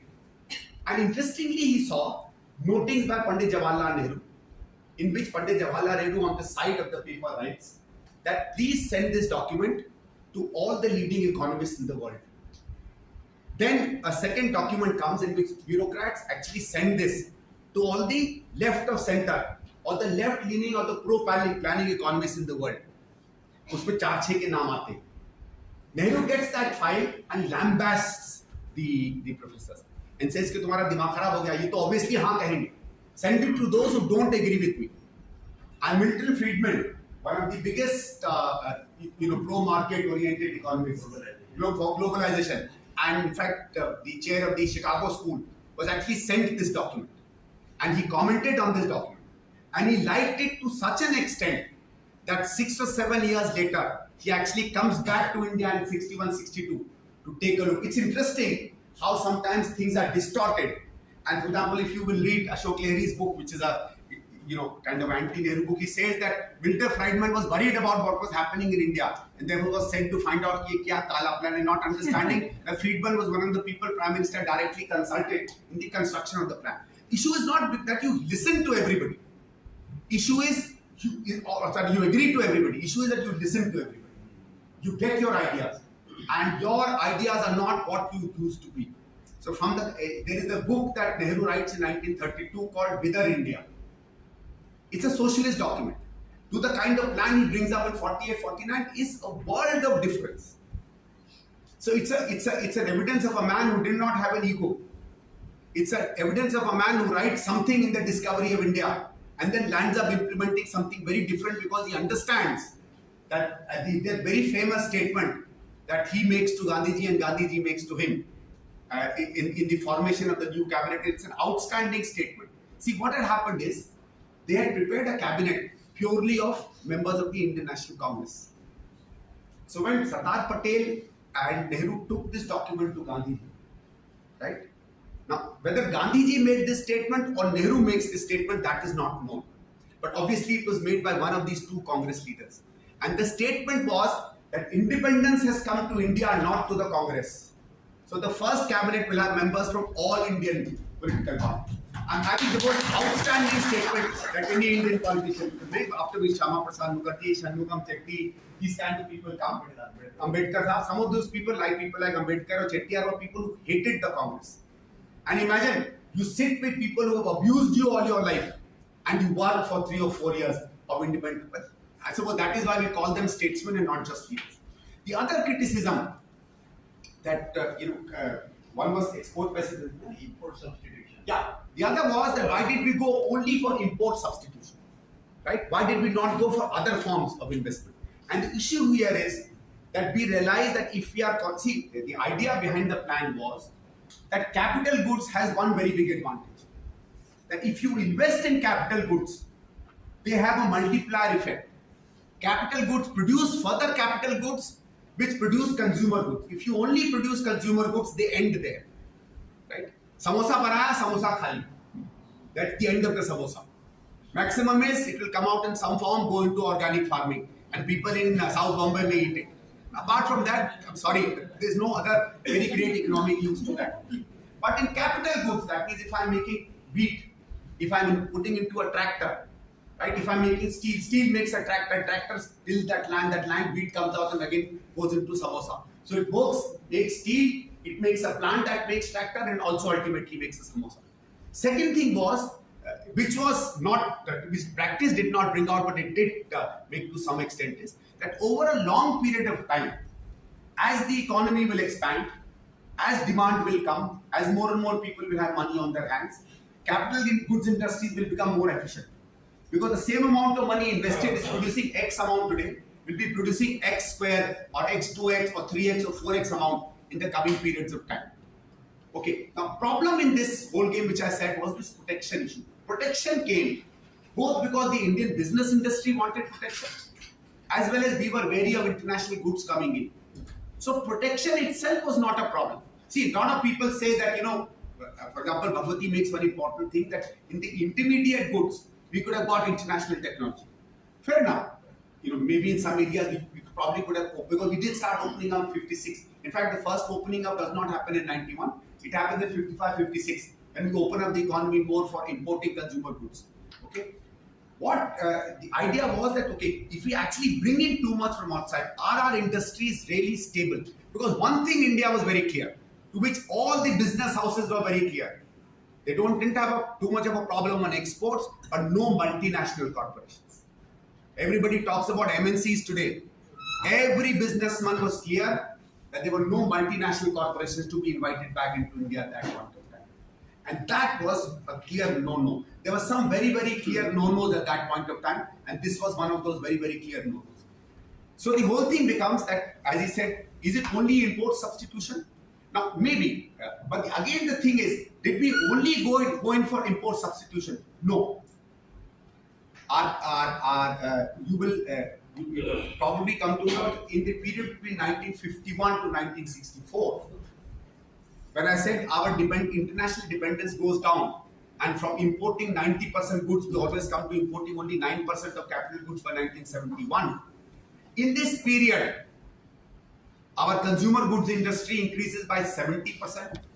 And this is 70% on a very, very small base. Okay. Rural areas and others were not really opened up and they were not prepared. So you couldn't, toothpaste wasn't selling, toothbrushes weren't selling, pencils weren't selling, spectacles weren't selling. Okay. It was a very, very different consumer market. Our intermediate goods go up by 4 times, that is 400%.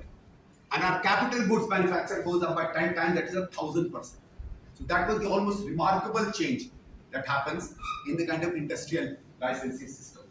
And before I conclude, I just want to show some numbers to you.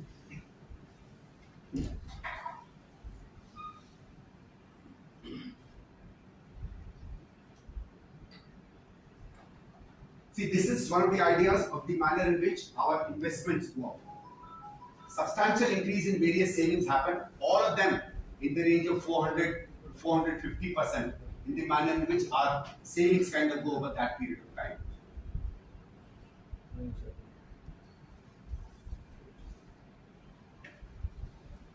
Now look at this. As I said, from about 0.9% of growth between in the last 40-45 years, we go up to almost a 4.1% growth period at that point of time. Our per capita incomes go up by 2%. The gross capital formation, which is one of the big numbers. What is gross capital formation? कि जितना आप खर्चा कर रहे हो, वो core चीजों में कितना खर्चा कर रहे हो? Into say power industries, into steel and mines, into factories, जिससे आगे productivity हो. इसमें जो हम लोग अपने business में invest करते हैं. Those numbers grow up from about 7% to almost 23% of the economy. And today our gross capital formation is not more than 27-28%. So this was a huge jump. Imagine we didn't have this kind of a money. But this is what government ensured, that we invest into the future of India. Not only into the present. And politically, it's not an easy step to take. Right? Today you can find every government is battling to make things free. In spite of that, that much money was invested. Agriculture production, as I said, went up with this huge amount, almost 220%. Our gross savings go up at this whole point of time. Look at some of the changes that happen in infrastructure. Our installed power capacity goes up by almost 450%. And people say that money was actually not invested in infrastructure.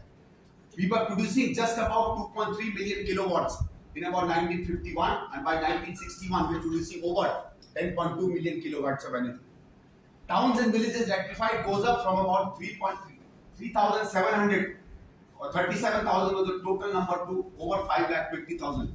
That's the kind of number. And remember, so it goes up by over, this is what, 14 times, which means 1400% in the increase we take in electrification of Indian villages. Railway freight carry goes up by 220%. So all across, as I've said, manufacture of fertilizers goes up by 12 times, pesticides goes up by 4 times, electricity consumption goes up by almost 3 times, length of roads goes up considerably at this point of time. If you take from 400 to about 914, which is almost 2.5 times. Registered number of vehicles, and these are, why have I given things like registered vehicle, for example? These are surrogate numbers to show prosperity.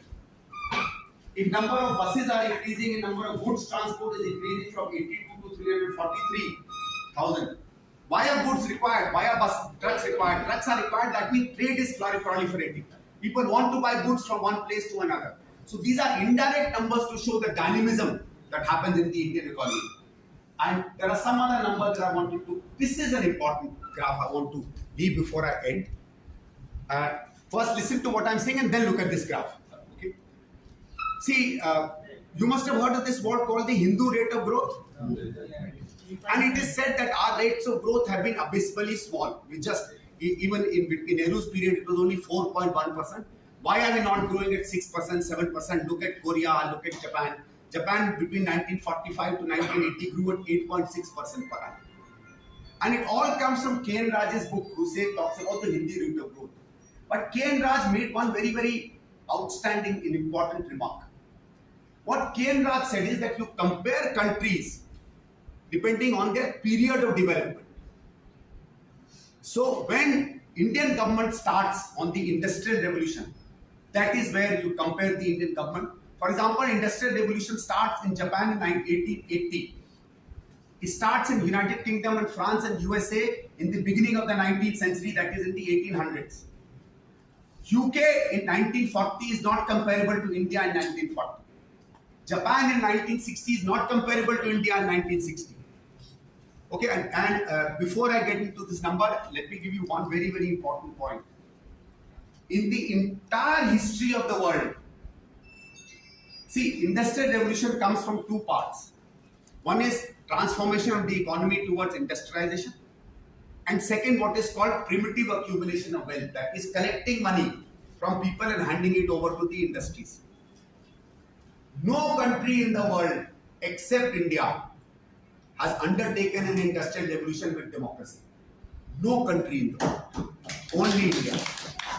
No other nation, whether it's United Kingdom or it's US or it's China or it's Southeast Asian nations, and it is the only example in the world. In fact, in the 1960s, the 1970s and the 1980s, there is a word in economics called development economics, which is no longer relevant today because those levels of poverty and malnourishment are not there.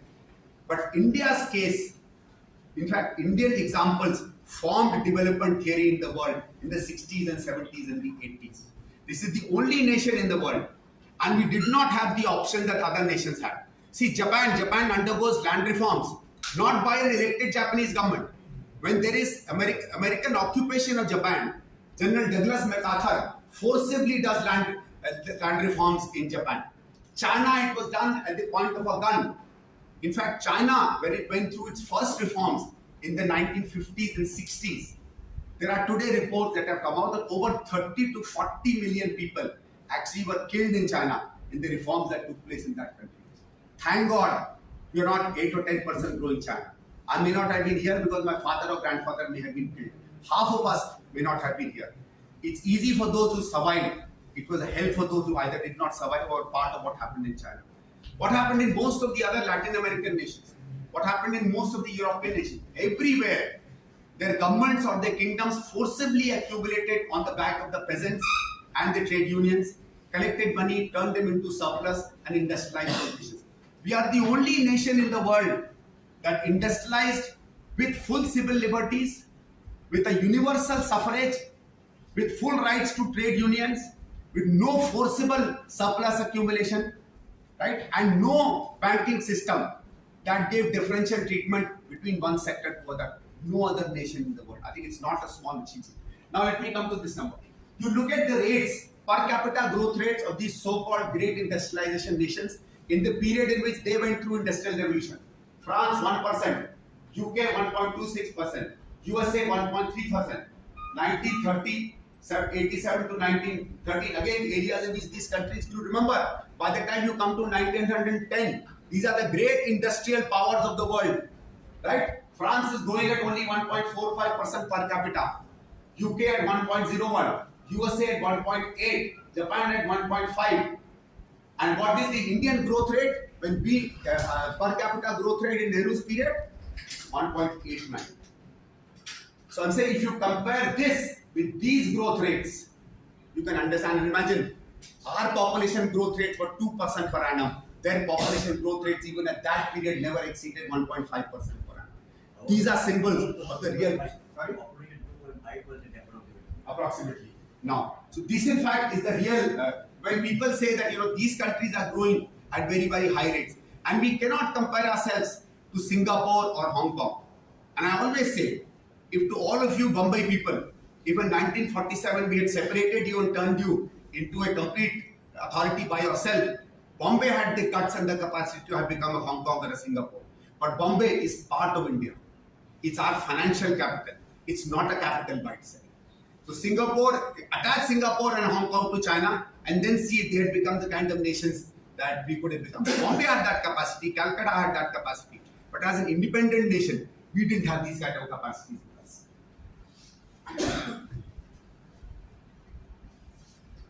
Now, finally, we come to the defense system. And for example, this is very often said that we actually weakened our defense system since it's related with our economy. Very clearly, as I said, we were spending about 47% of our budget to defense. And this defense, in a sense, goes down. What does the government of India do? We use our defense policy as part of our trade policy. One of the things that we did in trade was that in 47 we were just concentrating on United Kingdom and the United States. Almost 45 to 50% of all our exports were with these two nations. What is called the GCI, which is the Geographic Concentration Index of exports, was 0.69. That is highly concentrated. We deconcentrate our trade relations with various nations. And from 0.69, we'll bring it down to 0.22 by the time we come into 1970. Unfortunately, numbers are not available in between years for me to give you that. Same thing we do with our defense. Look at this. We spread the net far and wide. For example, in the Air Force, this is in the 14, 15 years, this is by the time we come to 57, 58. Okay. We buy 104 Tufani aircraft from France. We buy 182 Hunters and 80 Canberras from the United Kingdom. We buy 110 Misters from France. We buy Air-12s and Mi helicopters from Soviet Union and 55 Fairchild packets from the United States. Somebody can ask me why aren't the African and other nations there? Unfortunately, they didn't produce aircrafts. I mean, उनके जो aircraft थे उसमें तो दूर ही रहो तो ज़्यादा अच्छा.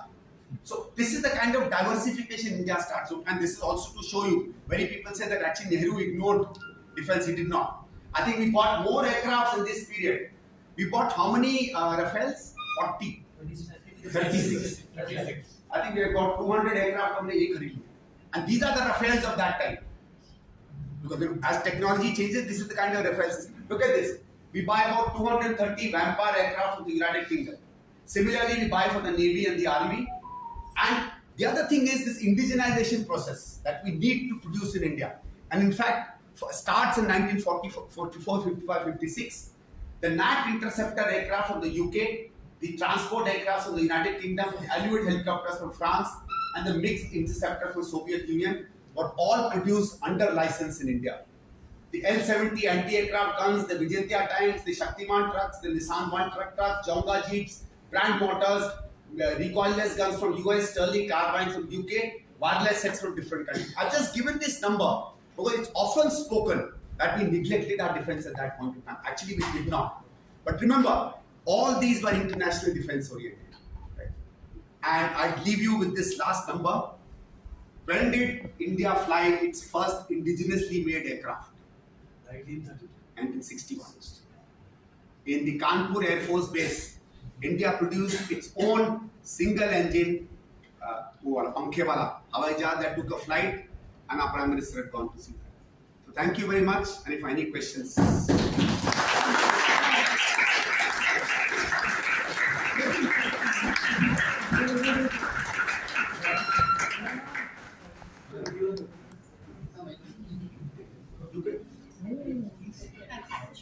One second.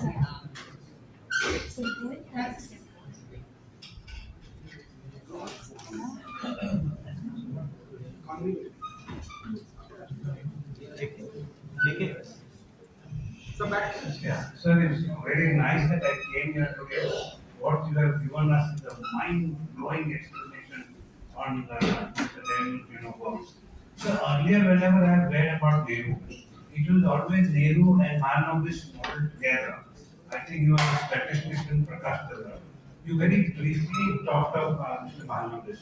But in the press and otherwise, nobody mentions that. Because not many people here have not heard of Mahalanobis.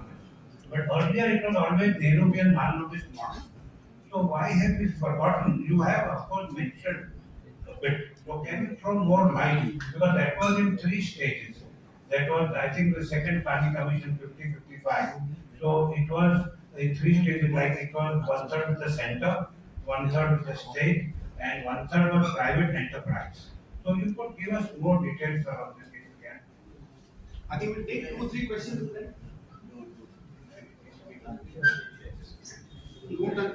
Very, very short. Any more questions? We'll take 2 or 3 and then we can answer. Sir, in your personal opinion, other than the very obvious debate between protecting our domestic manufacturers and not exposing them to international competition, what could have been Nehruji's apprehensions in not encouraging multinational corporations and MNCs and opening up the market for someone as open-minded as he was?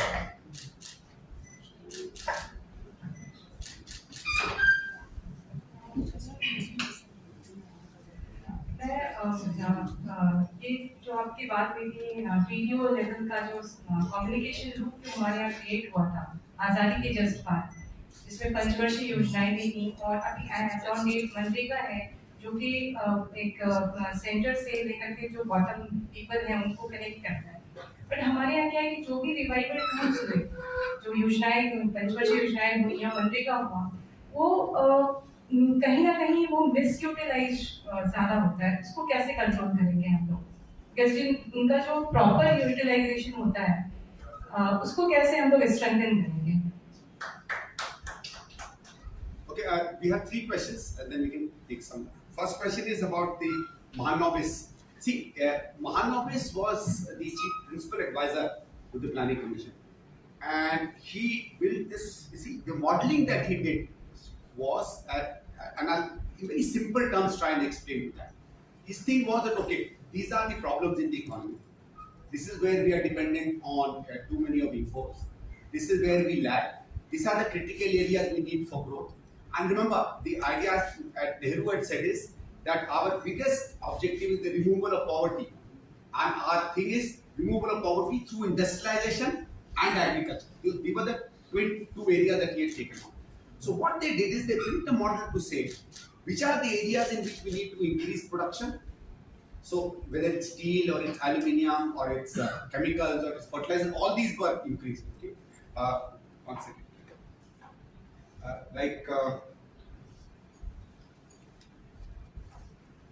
Say, now look at this. This is some of the increases in the index of various minerals that we do.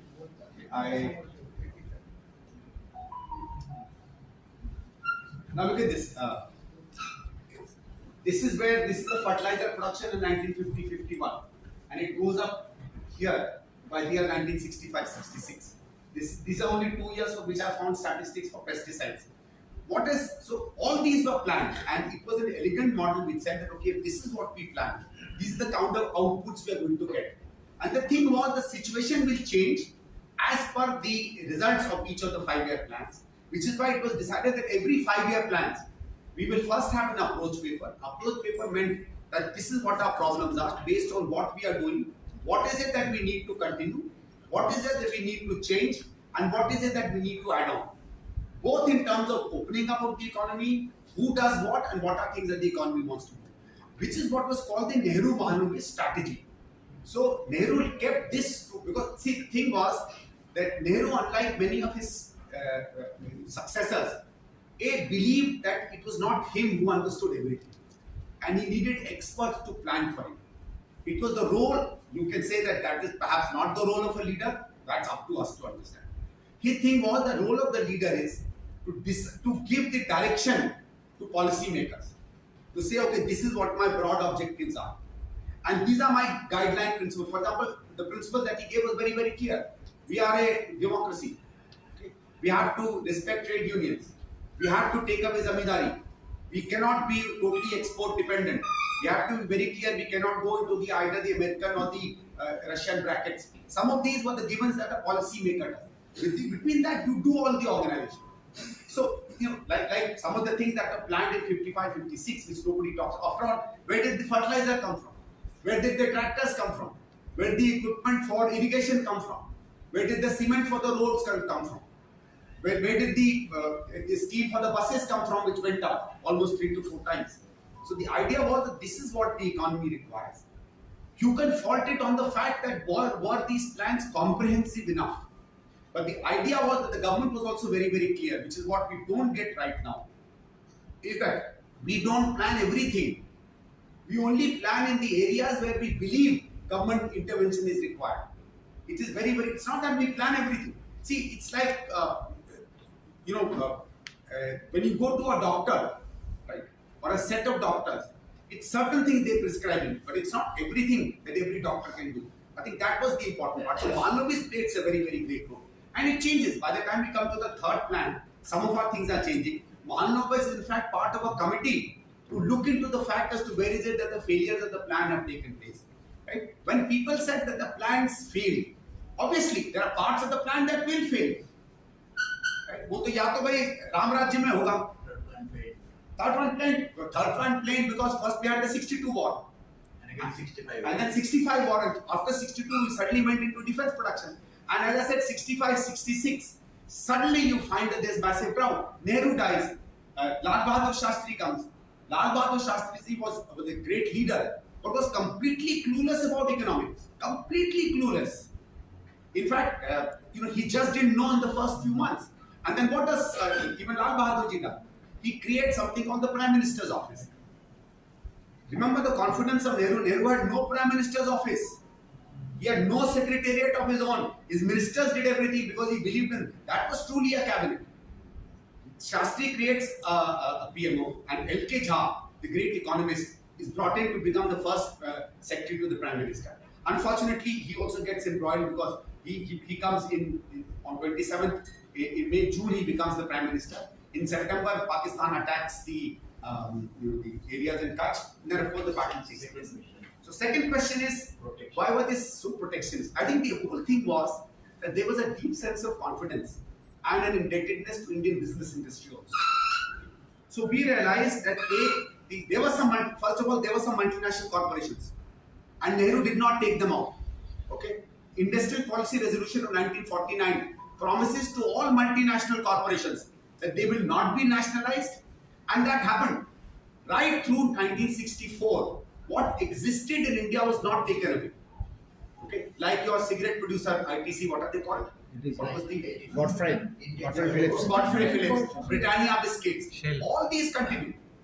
The nationalization of multinational companies actually happened under George Fernandez. IBM was there, Coca-Cola was there. It was not. Nehru did not nationalize a single sector. Coal was nationalized after Nehru, steel was nationalized after Nehru, all other things were nationalized after him. Sorry? Bank nationalization happens after, not under Jawaharlal Nehru. Sorry? Yeah, insurance nationalization. See, that happened around with RBI. The thing was, insurance did not have a spread. Right? And there was an idea that insurance is necessary because, see, one of the things that insurance does is insurance collects surplus. And insurance invests that into companies. Okay. See, when the insurance companies came, the RBI took out the new guidelines and allowed insurance companies to invest in private companies and elsewhere. Okay. So one of the reasons why insurance was, which was because it was part of an overall idea. We needed money, we needed surpluses. Whether it is to go to BHEL or it is to go to Tata Sons, money has to come from somewhere. So Tata Sons will get it through IDBI or ICICI or Standard Chartered Bank or whatever the private banks. Government of India will get through government transfer of funds. But that money has to come from somewhere. So one of the reasons why insurance was privatized was for this thing. So it was not that their thing was, let's build our industries. We are right now a heavily import dependent nation. Let's build our strengths.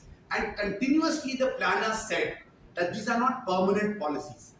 They were strategies. In fact, they always called it, Sukhumai Chakrabarti, the greatest economist of that era, actually calls it the Nehru-Mahalanobis strategy. And the strategy included many, many other parts. And remember, this is again something we don't understand. Large part of its implementation was with the states. Right? We forget the states completely. As if 32 Indian, look at the chief ministers. Look at Govind Vallabh Pant. Look at Gopinath Bardoloi. Look at Biju Patnaik. Look at the person in Tamil Nadu. Kamaraj. No. Kamaraj. Look at your Maharashtra. What was that fellow's name? Chavan, SB Chavan.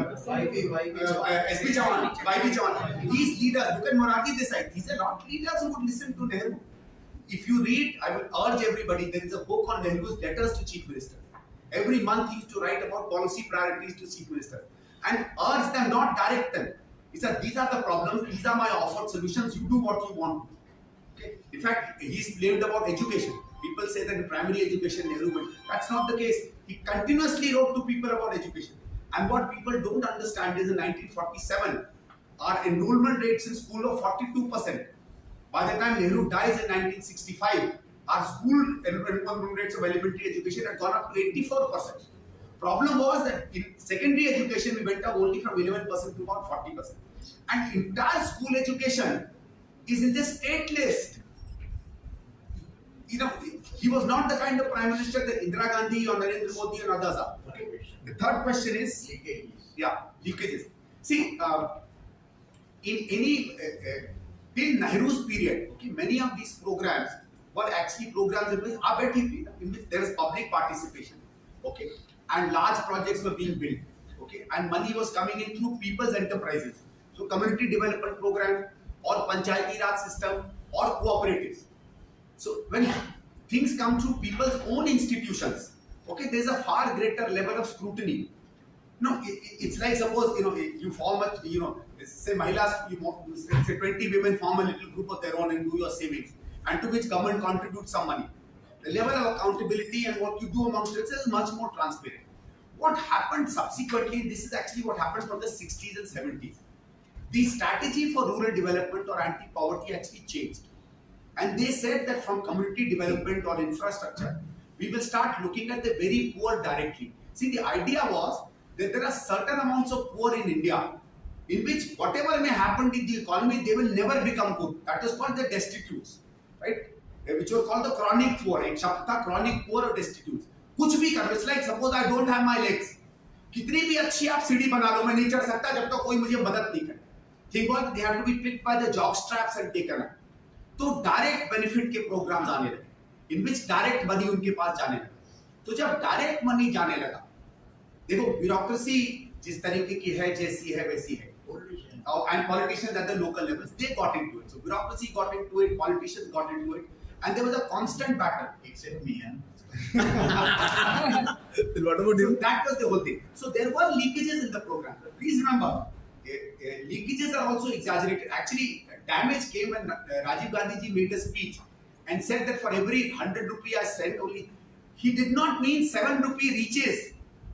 He said that out of my total budget of 100 rupees, 70% goes in fixed costs, which is called non-planned expenditure. Something goes in infrastructure. Only 7% actually goes into the hands of the poor. Rajiv Gandhi's statement was distorted by people to think that I am spending 100 rupees on rural development and only 7 rupees is reaching. The numbers he had quoted prior to that speech, उस समय भी WhatsApps थे अपने तरीके में. So the things that they distorted what he kind of. I will take. Something louder. Some classic people who have got a tendency to view people's right. That is the common people. That is there. But my only thing was I'm refraining from giving you solutions. Elect me as your MP and then I'll do that. I will, with Sanjay permission, I think it is excellent. So one or two questions. Paisa, One or two questions. please. आप चले जाते हैं कोई question? Any question, madam? It was a very insightful presentation. Thank you. The far sciences of Nehru you've explained beautifully. What we would like to know is, based on his vision in the past, we are almost a quarter century in the new century. What is your plan for us? That is important also, the vision. How will it affect us now? Thank you. So my question is, you touched upon the topic. We are from All India Professionals Congress. Many of us are from private sector. So the focus or the indebtedness to Indian industry, I found that very insightful. My question is, privatization versus competition.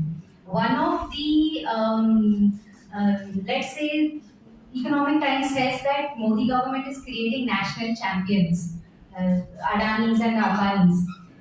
If we go back in history from what you shared, we can see that Tatas, Birlas, that leads into the debate about crony capitalism. My question is, why don't we have more national champions, so-called? Why don't we have more, the policies of Congress governments in the past, why didn't they promote more such, Tatas and Infosys and TCSs around the world? Third question. So protectionism has become a catchword across the world, and actually self-reliance is the slogan we have brought long back. But it is always necessary during this current period to compare it with Atmanirbhar Bharat, what they are believing and what really they are doing is only a publicity. So to what extent we can compare Nehruvian vision with the current kind of propaganda machine. And actually, I had one, even among educated people, they don't even understand between the primary vision and the secondary promotion of the same. You have actually somewhere, whether you have not touched upon IITs. Actually, that is one of the major contributions of Nehru. So he did not even forget primary education, he has pushed higher education as well. So actually, one of my friends was asking me, Nehru actually till recently it was only 14 IITs, and under Modi actually they have added 4 more. Who do you think is the greatest political? The idea creation has so much of importance in India. That means innovation is always on the back burner and not in the front seat. So how do you narrate or explain these things? First is, the question was on Nehru now. Actually, I won't get into me offering any solution. I'm not competent enough to do that. But I think the 3 or 4 things that very clearly stand out at that point of time to what we do is, one, there was, as the gentleman here was saying, there was a very clear view of what our problems are. There was absolutely no tendency to hide our faults. I don't know whether people know this or not, but in 1956 or 57, when Nehru was to be elected the Congress president, he actually moved the resolution in the ICC against making Nehru president of the Indian National Congress. In 1958 or 59, there is a obit piece, there is a huge obit piece written in a particular newspaper by a gentleman by the name of Chanakya. And that newspaper is a very, very well-known newspaper. He's scathing about Nehru, about how he's becoming a dictator, about how he doesn't know what's happening, he doesn't listen to people. That thing comes out, and there's a lot of thing for about 4 or 5 months. And then guess what? Nehru had written that article against himself. Okay. Nehru criticizes himself. The issue is that that was a man who had the capacity to understand what was wrong. In 1958-59, he creates the Balwant Mehta, 56 creates the Balwant Mehta Committee. Just within 50 years of the Community Development Program, which was his major program, it was his Kisan Samyan Yojana, whatever you may call it, and says, review my program. Which Prime Minister does that? Which Prime Minister tells one of the, later on to become Chief Minister of Gujarat, Balwant Mehta was no small leader, told Balwant Mehta to institute a committee. Right? In 1951, he creates a Radhakrishnan Committee on higher education. And 56 or 57, he asks Kothari, 62, 63, Kothari to relook at his own committee. 62, 63, 64, he asks various economists to relook at the way in which plans were happening, because he said 10, 12 years have happened. Some success has already happened. I think the great thing was that, you see, we can always argue as to why it opened up to 5% or 20% or 30%. We are all captive by the general understanding of our periods. We have our biases, right or wrong, in the experiences that we have. But do we do it sincerely with the knowledge available to us? In hindsight, everybody is a hero. No batsman will ever get out if they can go to the replay, find out why they got out and play that ball again.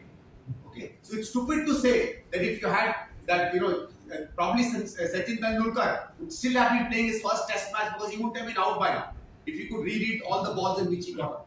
But that's not what you get in time. So I think Nehru was able to understand that. And every step that Nehru took was part of a broader vision. Okay?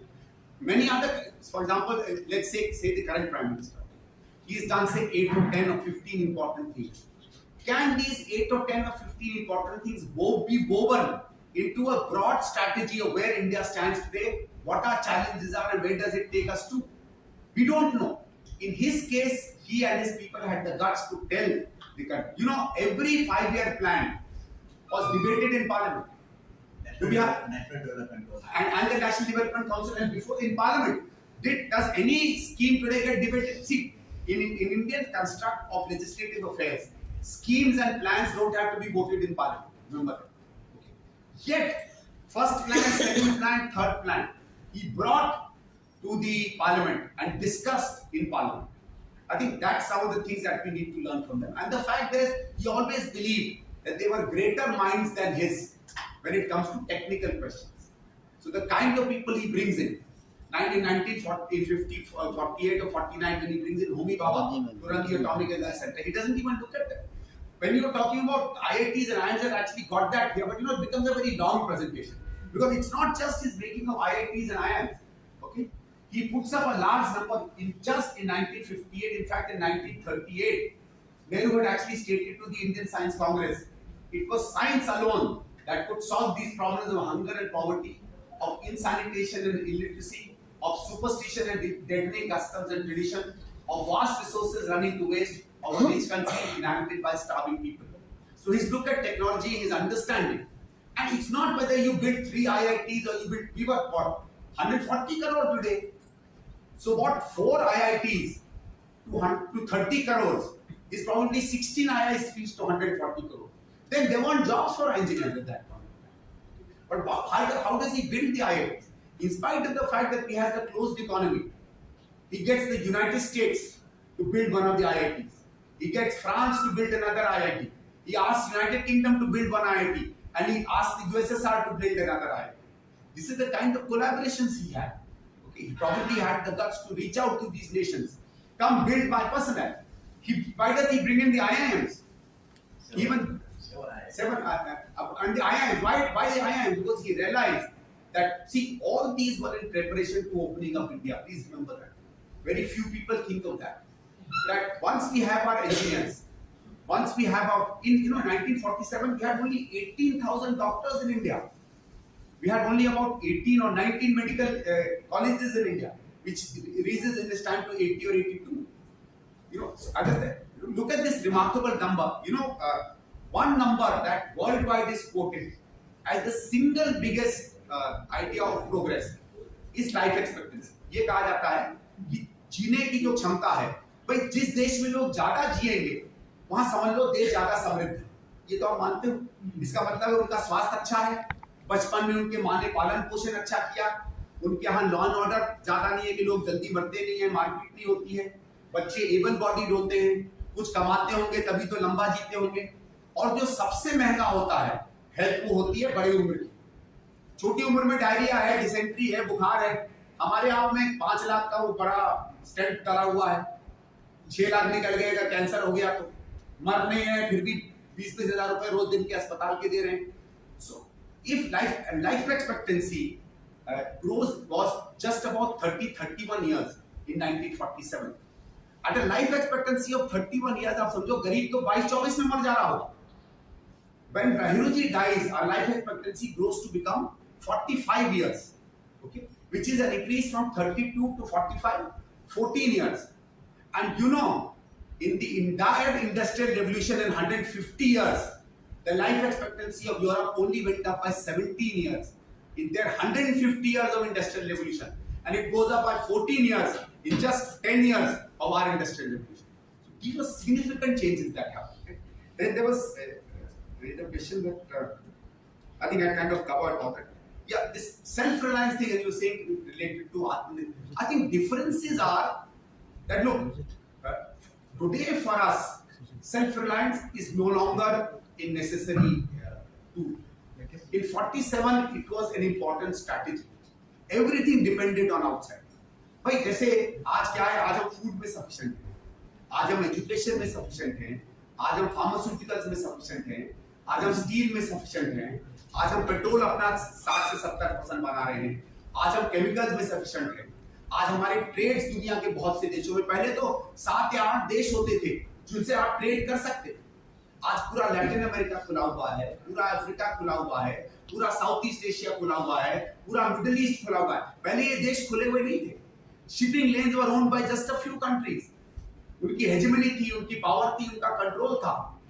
भाई अगर गली के बाहर गुंडा बैठा हुआ है, कितनी बार अंदर बाहर आओगे भाई, वो टैक्स लेगा अगर तुमसे। लेकिन आज उसको गुंडा वहां बैठा रहे, मेरे पास तो 10 और रास्ते हैं, हेलीकॉप्टर भी है मेरे पास। So I think self reliance today is not an issue. we are still not talking of some of our most important points. In spite of this kind of a growth, why do we have 46% malnourishment?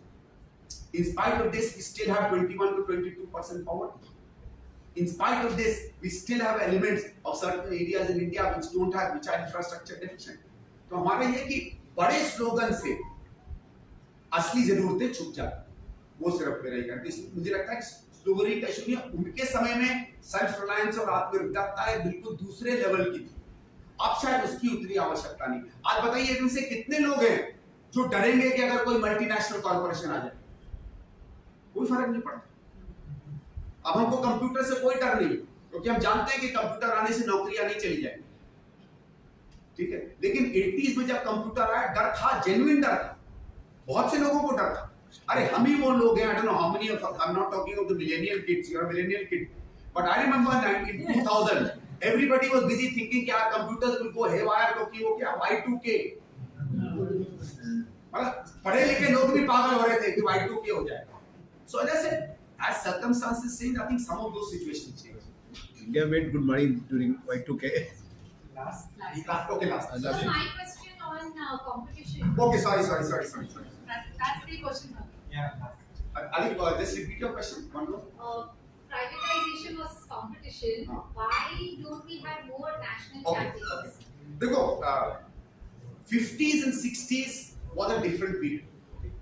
And just as the government of India was looking at our sectoral championships, where we had what was called comparative advantages. And at that time, I think one of the things that we had was scarcity of resources. Because we had scarcity of resources, we were very, very clear in the allocation of our resources. Say, for example, what is necessary is chappals in India, not shoes. Private sector wants to make shoes. So we'll say, okay, we have 500 rupees with us. We want to allocate that 500 rupees amongst footwear. But we want more chappals because 90% Indians can afford chappals and not shoes. Everybody wants that 500 rupees for either, say, us samay ka Adidas, Nike and Batas. So what do? You restrict. You say, okay, we will only give it to one or two people. And then who do you give it? You give it to those who already have a success rate. So licenses were being given to people who already had industrial experience, who had already done some kind of investments. So in some senses, you can call it crony capitalism, and that also happened to a large extent. But again, as I said, there was a method in that madness. There was a reason why certain areas and certain industries were being promoted. Then the other thing was, we need to take industries to backward areas. Now, no young entrepreneur will go to a backward area. Umar jayega bacha. Suppose you are a young industry, what is all the money you have? Some resource of your own, what you get from the bank. I am a 500 crore company. I have, say 100 crores of bank assets. I have 200 crores. I can go to the public and collect money. So if I have to be pushed to a remote area, it is much better that I am sent to a remote area. What's happened today is that all elements for new growth is available to everybody. Okay? And I think in that sense, crony capitalism today is policy oriented for building crony capitalism. That was policy orientation in the lap of other workers. I am not defending that. Okay? But please remember, it is the same set of economics. Because this kind of economics only came in the 1990s. In fact, there are more cases of diversification of families in business in the 60s, 70s, 80s, and 90s than it happened post-liberalization. Post-liberalization in the intermediate sector has become democratized. In the large-scale industry has become part of crony capitalism. Good evening, sir. I have come from Paragraph chapter Kerala of AIPC. I don't have a question. Thank you for your presentation. But I would like to have an opinion from you. Thank you for not having a question. Yeah, but I would like to have an opinion from you, as you have been a specialist in terrorism. From today morning, continuously Godi media is showing that what is this Chengol? Nehru was not at all aware. He thought it is a walking stick. Your opinion, please. Thank you, sir.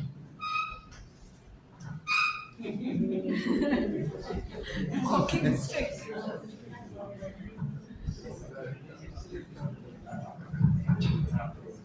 That's it. Only two questions. That gentleman.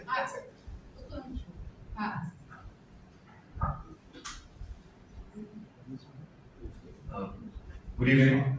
Yeah, I will keep it short.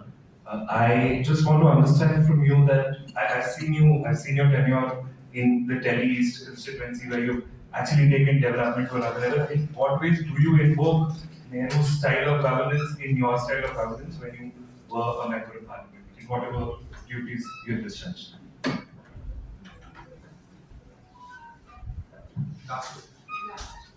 Hello sir, my name is Aman. Thank you for such an interesting presentation on Nehru.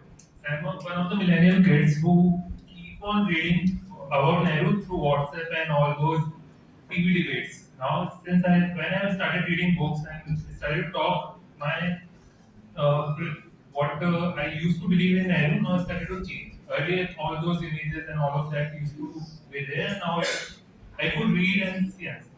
But now the current historical reforms that are going on and the legacy of Nehru is becoming very slim or like it's getting eroded. So what's the Congress or everybody like? How can we again tell the people what actually he did?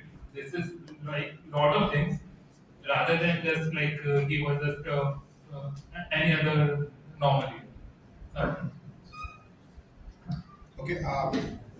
What is this question that you put to me? As to how do I put in Nehru in my? That I can't say. Frankly speaking, I cannot be arrogant enough to think that there's anything from Nehru that I have been able to copy.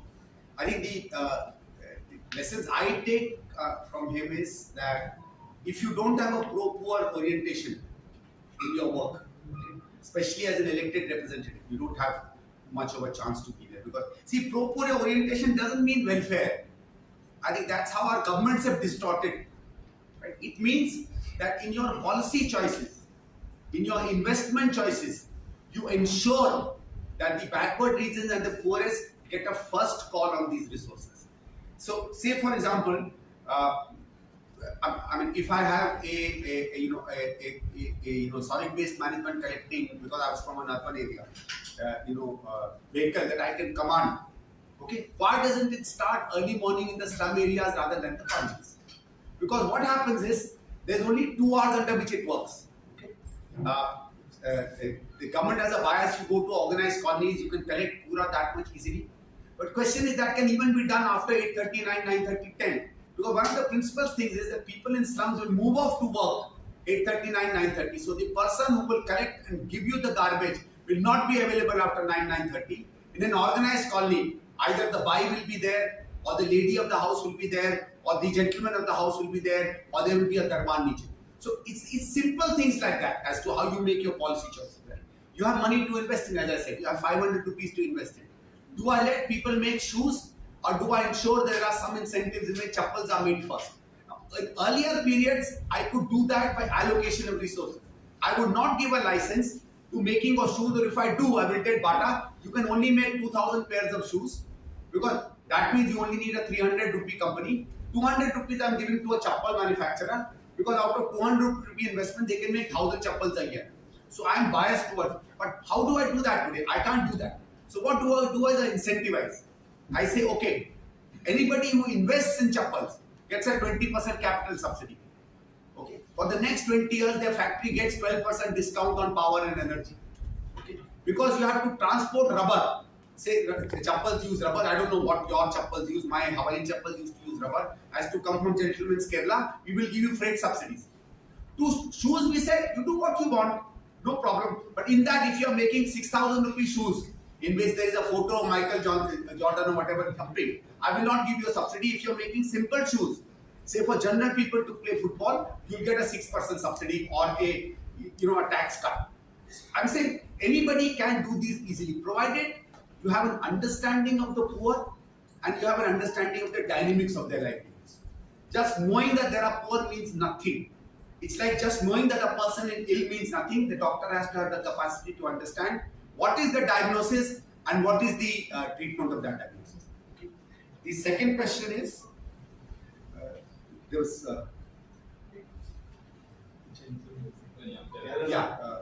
I'll come to the Sengol thing in the end. What asked about Sengol? More about the erosion. Yeah. Okay. See, unfortunately, we should not be dwelling into the past. History guides the future, right? History should not be something which should worry us so damn much. Unfortunately, on the political front, right, this whole tendency to hark back to a past, because you see, time has changed. Okay. Ideas of what needed at that time have changed considerably today, right? And therefore, it is very easy to. I mean, I'm most amazed at times that we find the royalty as heroes and democratically elected leaders as enemies. I mean, people who had absolutely no notion of serving the people, the Maharajas and the Rajas and the kingdoms and the dynasties are supposed to be our ideals, okay? But people we elect, people who spend their sweat and toil to work for us, stand by us in times of need. I mean, there was no Raja Maharaja sitting on the streets when shops were opened up and free food given during the COVID period. It was social and political leaders who did that. They may have their problems. I'm not saying that they don't have their problems. But as I said, this tendency of this kind of a belittling, but the only thing you can do with that is to know the truth and have the guts to counter it. Right?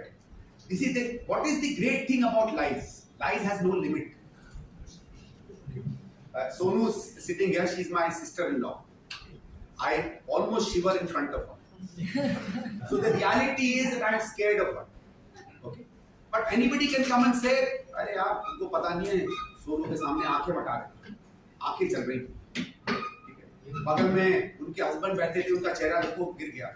One line is a lie, and it transforms my relationship with her. I can go to 1,000. It's like the photos that go around about Nehru and Nehru smoking.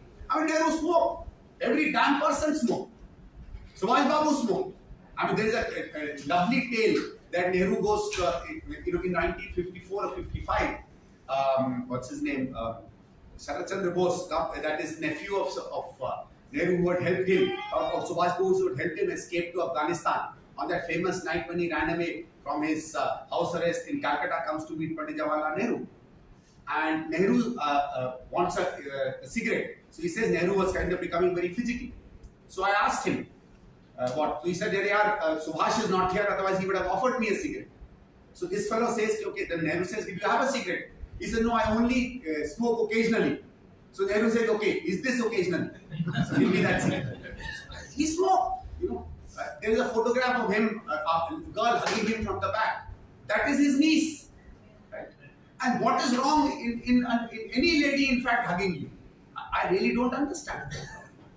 But as I said, if you want to distort, the thing is, it is for people who believe in an idea or a person, or respect an idea in a person. It is our duty that respect for that idea and person has to go beyond this. Somebody can use to malign a person for their political or personal benefits. They will do that.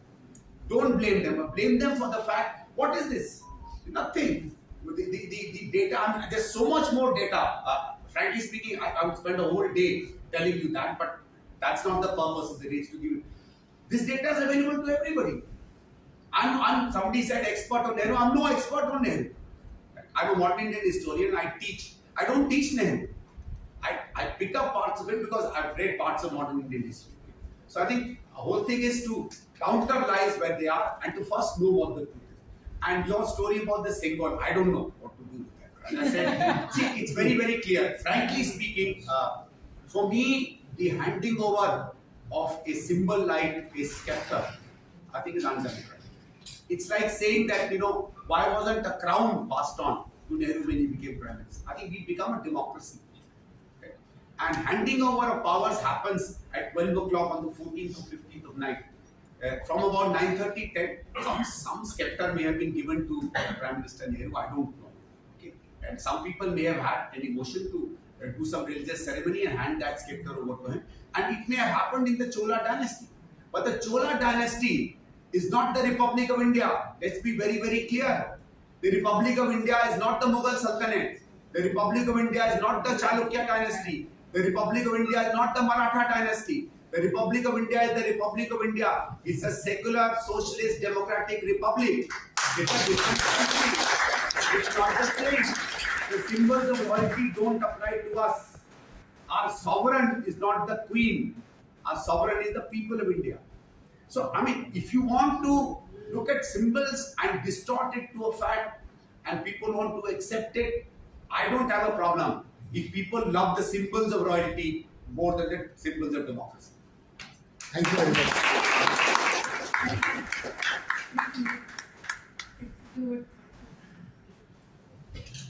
I think. Is it working? Working? No. Hello. Hello.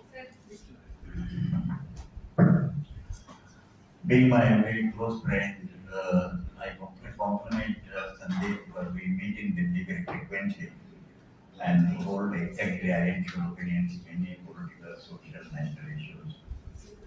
I mean, while complimenting उनको एक बधाई देते समय एक दो तीन बातें मैं सिर्फ 3-4 मिनट में संक्षिप्त में आपके पास क्लियर करना चाहता हूँ। पहली बात ये कॉम्पिटिशन प्राइवेटाइजेशन जो Jagdish Bhagwati defence of globalization not a single industrialist today was demanding competition in 1951. It is economists who are suggesting that there would have been competition in 1951, 1960. Because India was totally deindustrialized. During British colonial rule, India was deindustrialized. Industrialization versus deindustrialization. That's why we started the process of industrialization only after the first 5-year plan. That's why there was no question of competition. Second point is import substitution. If the economists are saying that import substitution is bad, who were Tata and Birla were only two Indian industrialists who had such capacity to compete and with the foreign capital. Competition between foreign capital and domestic capital would have been always competition between two unequals. And there is not a single country in the world, including the United States of America, even today they say, buy America. Even today, England during the days of Industrial Revolution was charging 200% import duty. Because they were not allowing. If any country in the world developed economically only through import substitution, this was suggested by Dadabhai Nauroji, this was suggested by late Justice Mahadev Govindra Anade, who is supposed to be father of Indian economic development, father of capitalism in India. Now the third question is about the leakages that she was talking about. Out of the several mistakes that the present government has made, the leakages question doesn't arise because 15th August 2014, present Prime Minister from Delhi's Red Fort has abolished the Planning Commission. That's why there is no more Planning Commission. There is no allocation of resources. ये नीति और organization that they have formed जो तैयार किया है, it is just indicating. Fourth point is Nehru and the model of Mahalanobis. Nehru himself has written, I am not expert in anything. Please remember, Nehru did not study systematically the way Ambedkar studied. But Nehru is the only person in India who had clear vision that where to lead India. What is the final destination? If you get time, read just 3 books. Autobiography, then Discovery of India, and Glimpses of World History. It is only Nehru who could understand geography, history. He was not an expert in economics at all. And it was not the model of Nehru and Mahalanobis. Initially, that model was failed one. That is Soviet Union economics. So they started economic planning in 1951. Then this one, your Mahalanobis was professor of physics, and he was expert also in statistics, the first chairman of Indian Statistical Organization. As it is, as Sandeep correctly mentioned, that is Nehru, Mahalanobis strategy of economic development. it was developed into input-output model. It was first developed by Leonti, Swedish economist. And so the question is, today I feel extremely happy because to listening to you. But when I was there, today is the saddest day for me. Not only Jawaharlal Nehru died, but there is no Samsad Bhavan there, they have been. Not only when I am critical of that, they have not invited President of India, that is a great mistake. But unfortunately, I feel crying something that new parliament building would not have Nehru's photograph. They will be keeping Chanakya, okay, you know Chanakya, Arthariji, Kautila Arthashastra, brilliant book he has written. Second, Mahatma Gandhi. Third is Ambedkar. And fourth name I have forgotten, just now I see. But, Sardar Patel. Now I don't have any objection to all these four persons. Chanakya, okay, he was advisor to Chandragupta Maurya. Then Mahatma Gandhi legitimately, Ambedkar legitimately, Sardar Patel legitimately. But today or tomorrow, in a way, while appreciating construction of new building, it will be the saddest day for India. Not only that they have not invited the President of India, but the person who built modern India, a person who was sitting 18 hours in the parliament, a person who built the parliamentary democracy in India, the person who taught Indians what is the importance of parliamentary democracy in India, that person would not be appearing on any single wall of the new parliamentary building. This is the greatest tragedy, okay, of this current dispensation, and that will be unpardonable according to me. It is just greatest tragedy of contemporary India that Nehru would not have. You may be having, but I can write one thesis, despite the fact that I think personally Nehruvian. I write one PhD thesis on Nehru in 3 months. Nehru never said that I did not commit mistakes. Nehru had committed the mistake.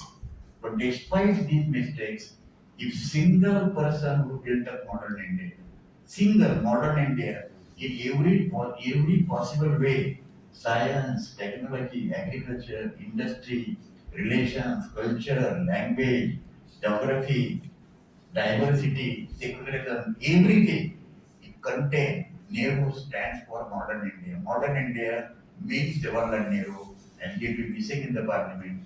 This is the greatest tragedy of modern India under present dispensation, which is inexcusable. Thank you very much.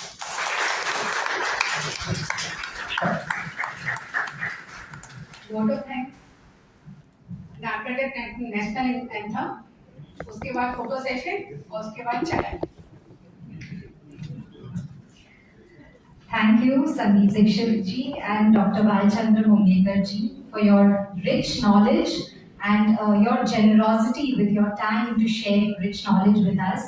I'm Annabelle from All India Professionals Congress, and I have been told that Dr. Sandeep Dikshit is so generous. I'm not doctor. Now we can give titles, Vishwa Guru and whatever. With all due respect, Sandeep Dikshit ji is very generous with his time. He is here on his own resources, and we never take that for granted. Thank you very much.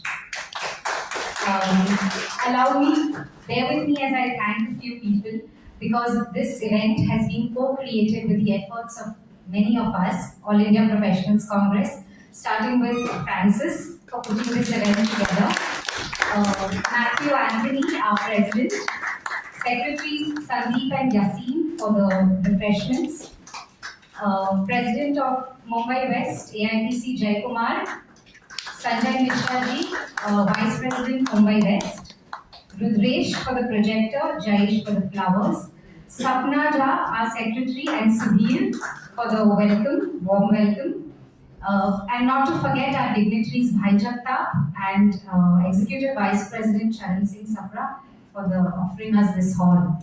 And special thanks to each one of you for coming on this very warm summer afternoon from your homes and joining us in this rich knowledge session, because we have to know our history if we have to, battle the troll gangs on social media.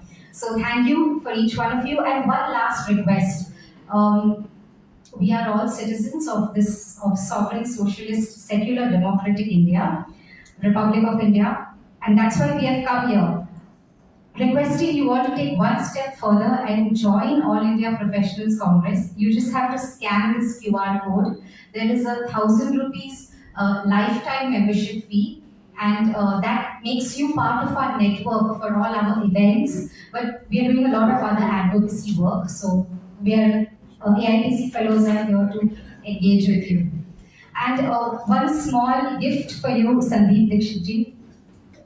Natural. This is Don Chengo, but it is with a lot of gratitude. Thank you. National anthem. May you rise for the national anthem.